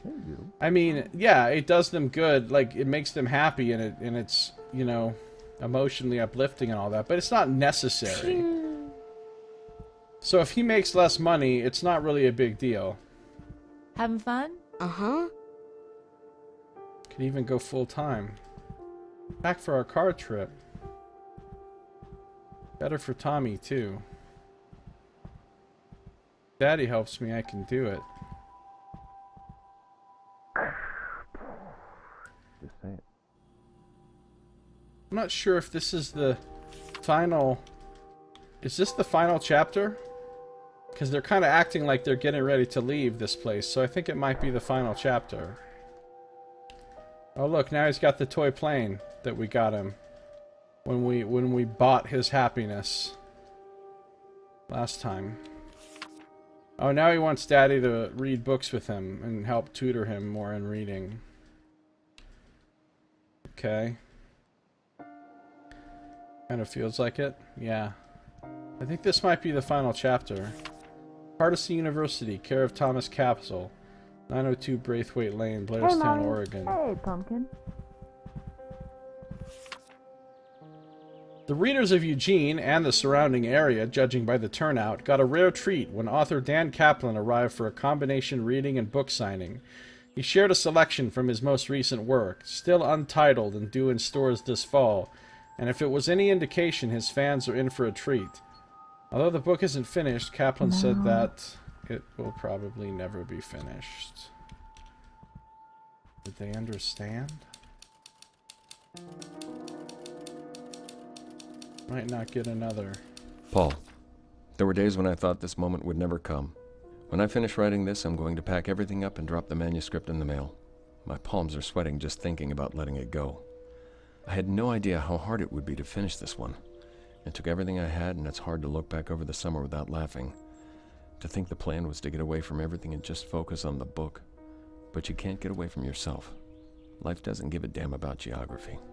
I don't know when you'll get this or where we'll be when you do, or what you'll think. I know what I think, but objectivity left the building months ago. Some days I think this is the one. Other days I have a sick feeling in the pit of my stomach that says my career is over. All I can do is drop this in the mail and hope. Here goes. I got news for you, Dan. Your book is gonna suck. You can never teach. Not only are you formatting kids into the template your government wants, you constantly abandon some of them to have enough for more deserving ones. Would burn my soul out in a year. Well, you got a point there. I mean, I think if you're teaching public school, I don't know how schools are in Russia, but like if you're teaching at public school in America, then yes, you're probably doing a lot of that government templating stuff. But if you're teaching at the university level, Okay. I don't think you're doing a whole lot of government templating stuff at that point.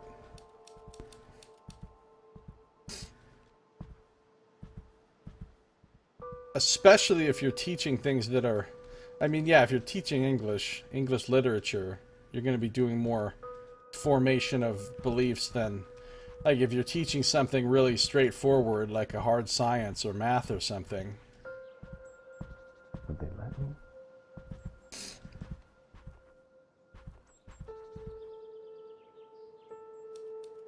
Oh, this picture of Grandma Joe. I just talked things over with Dan, and we really have some serious thinking to do. The job at Hardesty sounds like a great opportunity for him, but moving would be so hard on us. I really want to join Art for All, and after everything we've been through with Tommy, it would be better for him to have some stability.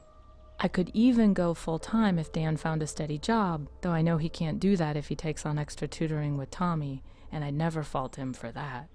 If we stay in Laurenton and Dan works with Tommy, I could still do the program part-time. Either way, it'd be better for Tommy and me than moving. But I know that professorship would mean so much to Dan. Can't everything be simple just once? Everything could be a lot simpler than you people make it.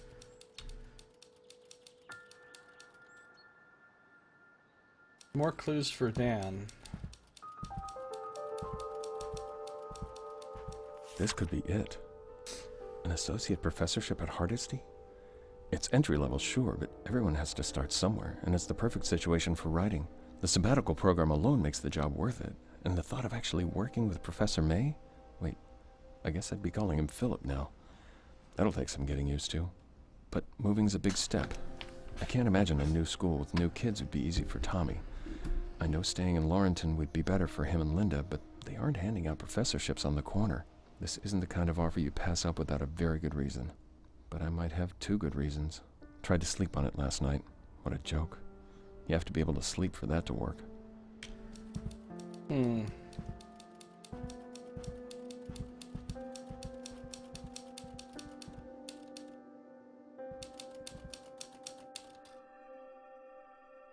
Let's search his memories. Universities are worse, are they? How long's the drive? Why is that? 2 hours. We'd have to move. Why is that?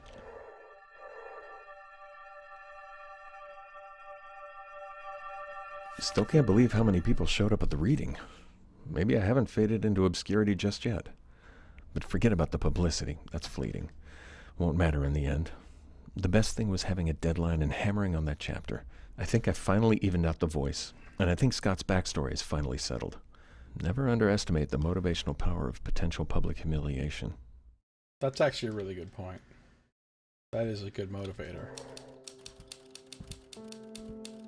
Drop the envelope in the mail to become the professor. Or...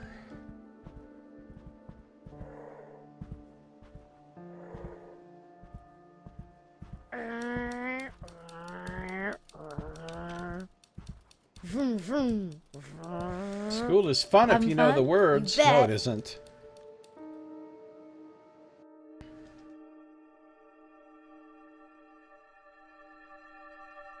I could even go full-time if... You can say it. If I got a real job. Showing up at Grandma Joe's funeral alone was so humiliating. Celebrating the life of a woman who put family first, and I'm standing there by myself, wearing a wedding ring. I can't even... I'm still too furious to write about it.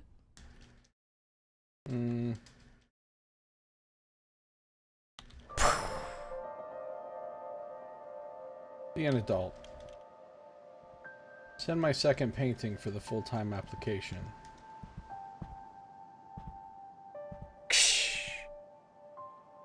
Huh.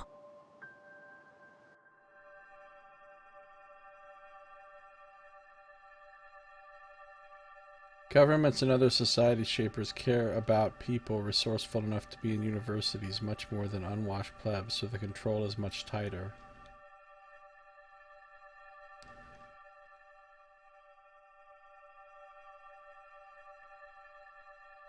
What kind of control? Still got the happy pictures with Dad.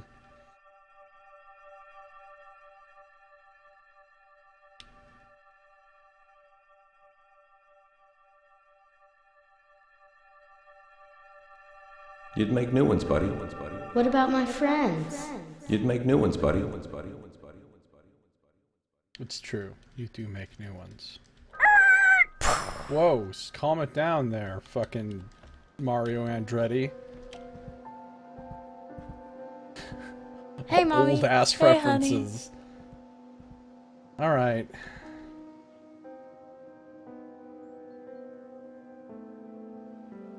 I don't know what to pick here.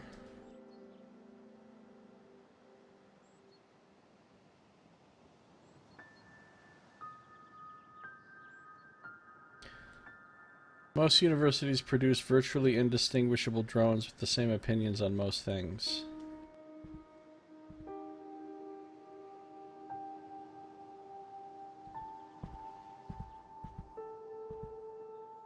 I guess you probably have a point there. Just saying.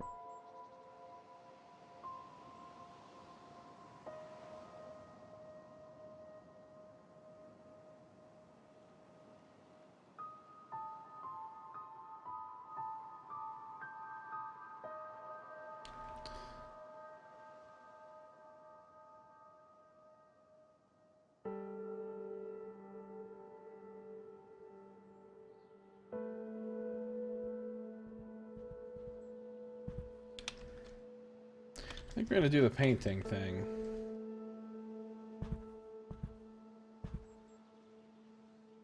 Kaplans will stand Laurenton, which will also let Tommy go back to his own school. Dan will have to turn down the offer from Hardesty. There are no compromises. Okay, let's go look at the other two and see what it says about them. Envelope, backpack. At the backpack, gonna pack it up nice. Kaplans will stay in Laurenton, which will also let Linda work with art for all part-time. Dan will turn down the offer from Hardesty.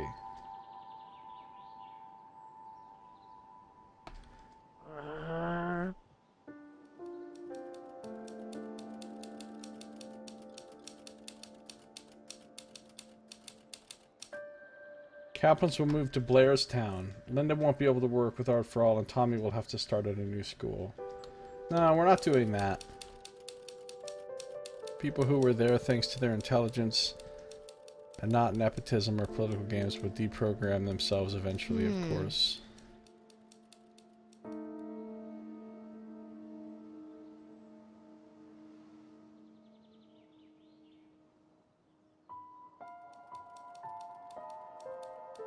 Baby alive.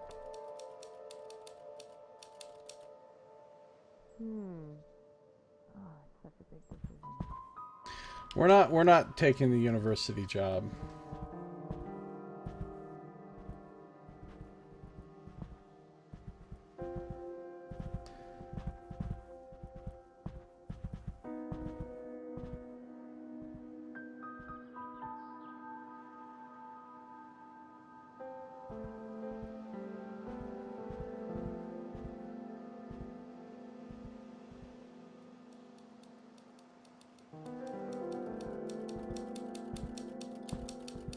We're gonna do this.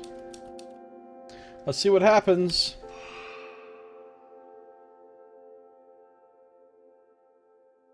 No compromises. Think this might be the end of the game. Oh, do I get to find one more final suicide journal?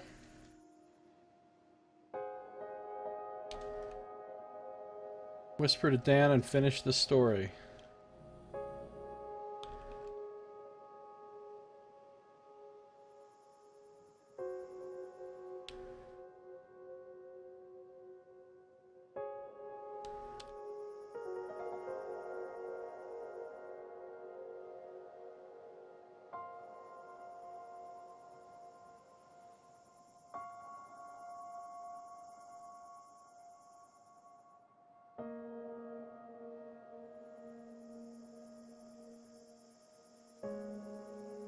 There's not a final suicide journal telling us what happened? Hold on.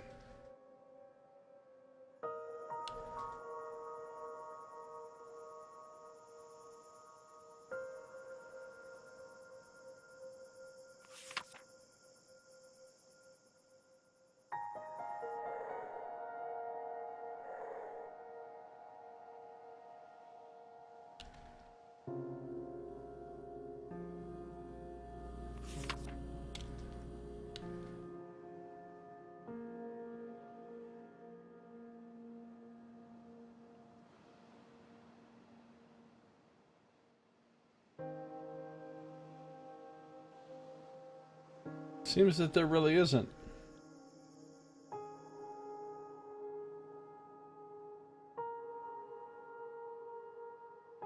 Unless this is the one time something's in the bathroom.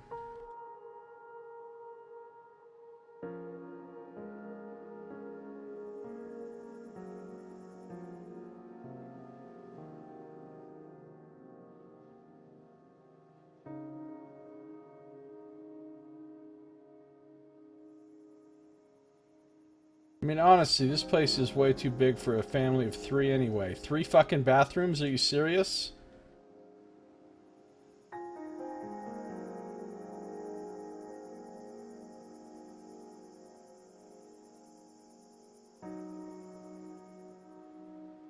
Alright, let's do this, Dan.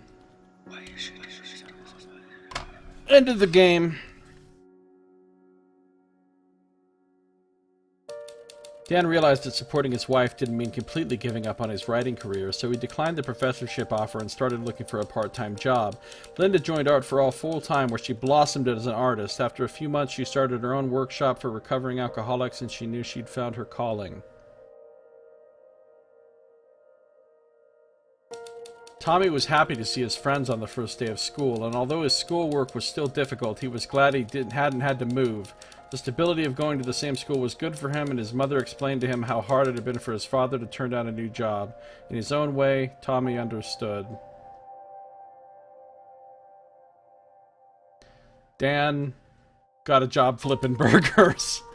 Dan could barely get the words out when he called Hardesty to decline the offer. He knew they wouldn't care about his reasons, and he turned the job down with full knowledge that he might never receive such an offer again. He would have to keep clawing his way forward, praying that the next advance check would come. His career dependent on nothing but the quality of his work, which doesn't seem very good. And that's how the Kaplan's summer in the house on the cliff came to an end. It was much more than just a single season on the coast. Dan's choices there would come to define the rest of his life.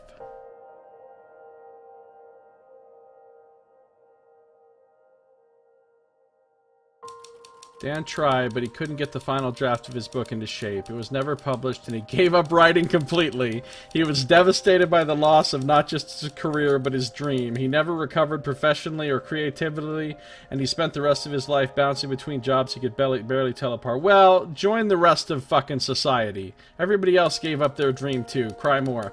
When they left the house, Dan and Linda's love was deeper than it had ever been. They spent the... Okay, this is the result we got before. Because I picked Linda's things, I think, more often than anything else. So they had this super happy time. But Tommy's thing should be much better this time than before. And by summer's end, Tommy was a new child. He returned to school full of joy and became one of the most popular kids in his class, although unlike most of the cool kids, he remained friendly and grounded. By high school, he began getting national attention for his drawing ability, and after going to one of the most prestigious art schools in America, he became an award-winning graphic novelist, beloved by his fans, friends, and family alike.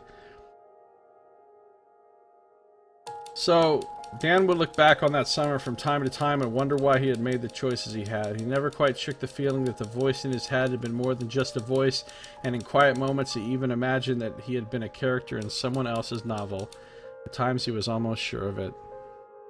See, I think this ending is actually pretty good. Even though Dan's career as a writer got destroyed, his family ended up great, right? His wife ended up happy, got to do the painting thing, got to have a meaningful life. Their relationship and their romance blossomed. The kid did great.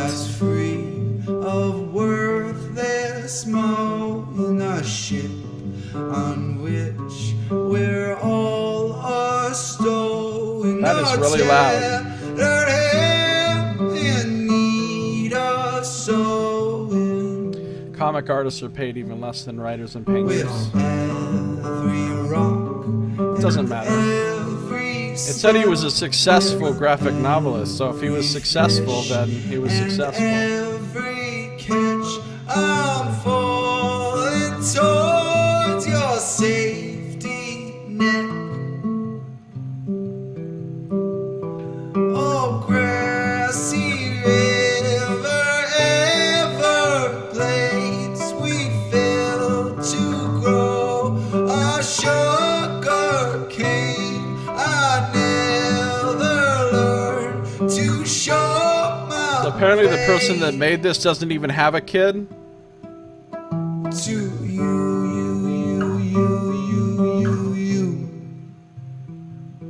To you. Fucking fonts in the credits.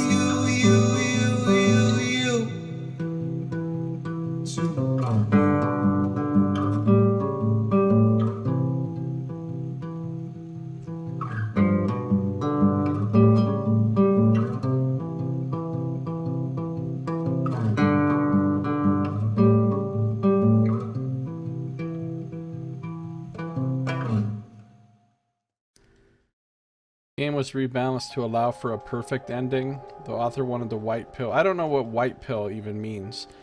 That you can have everything just not at 100%.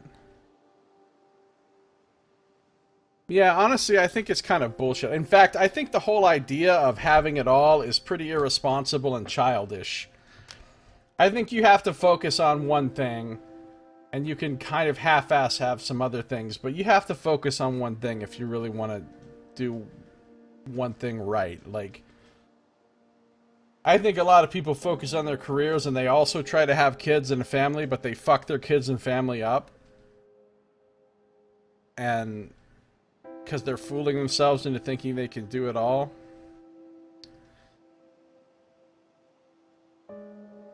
I think a person, ideally, if they really want to go for the career life and success and ambition and accomplishing things, they shouldn't have kids at all.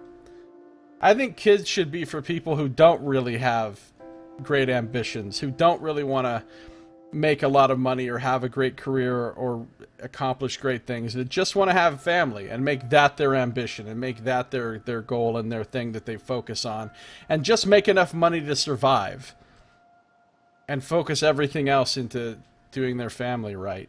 That's what I think people should do. And the other people that really want to do some shit should just not have kids at all.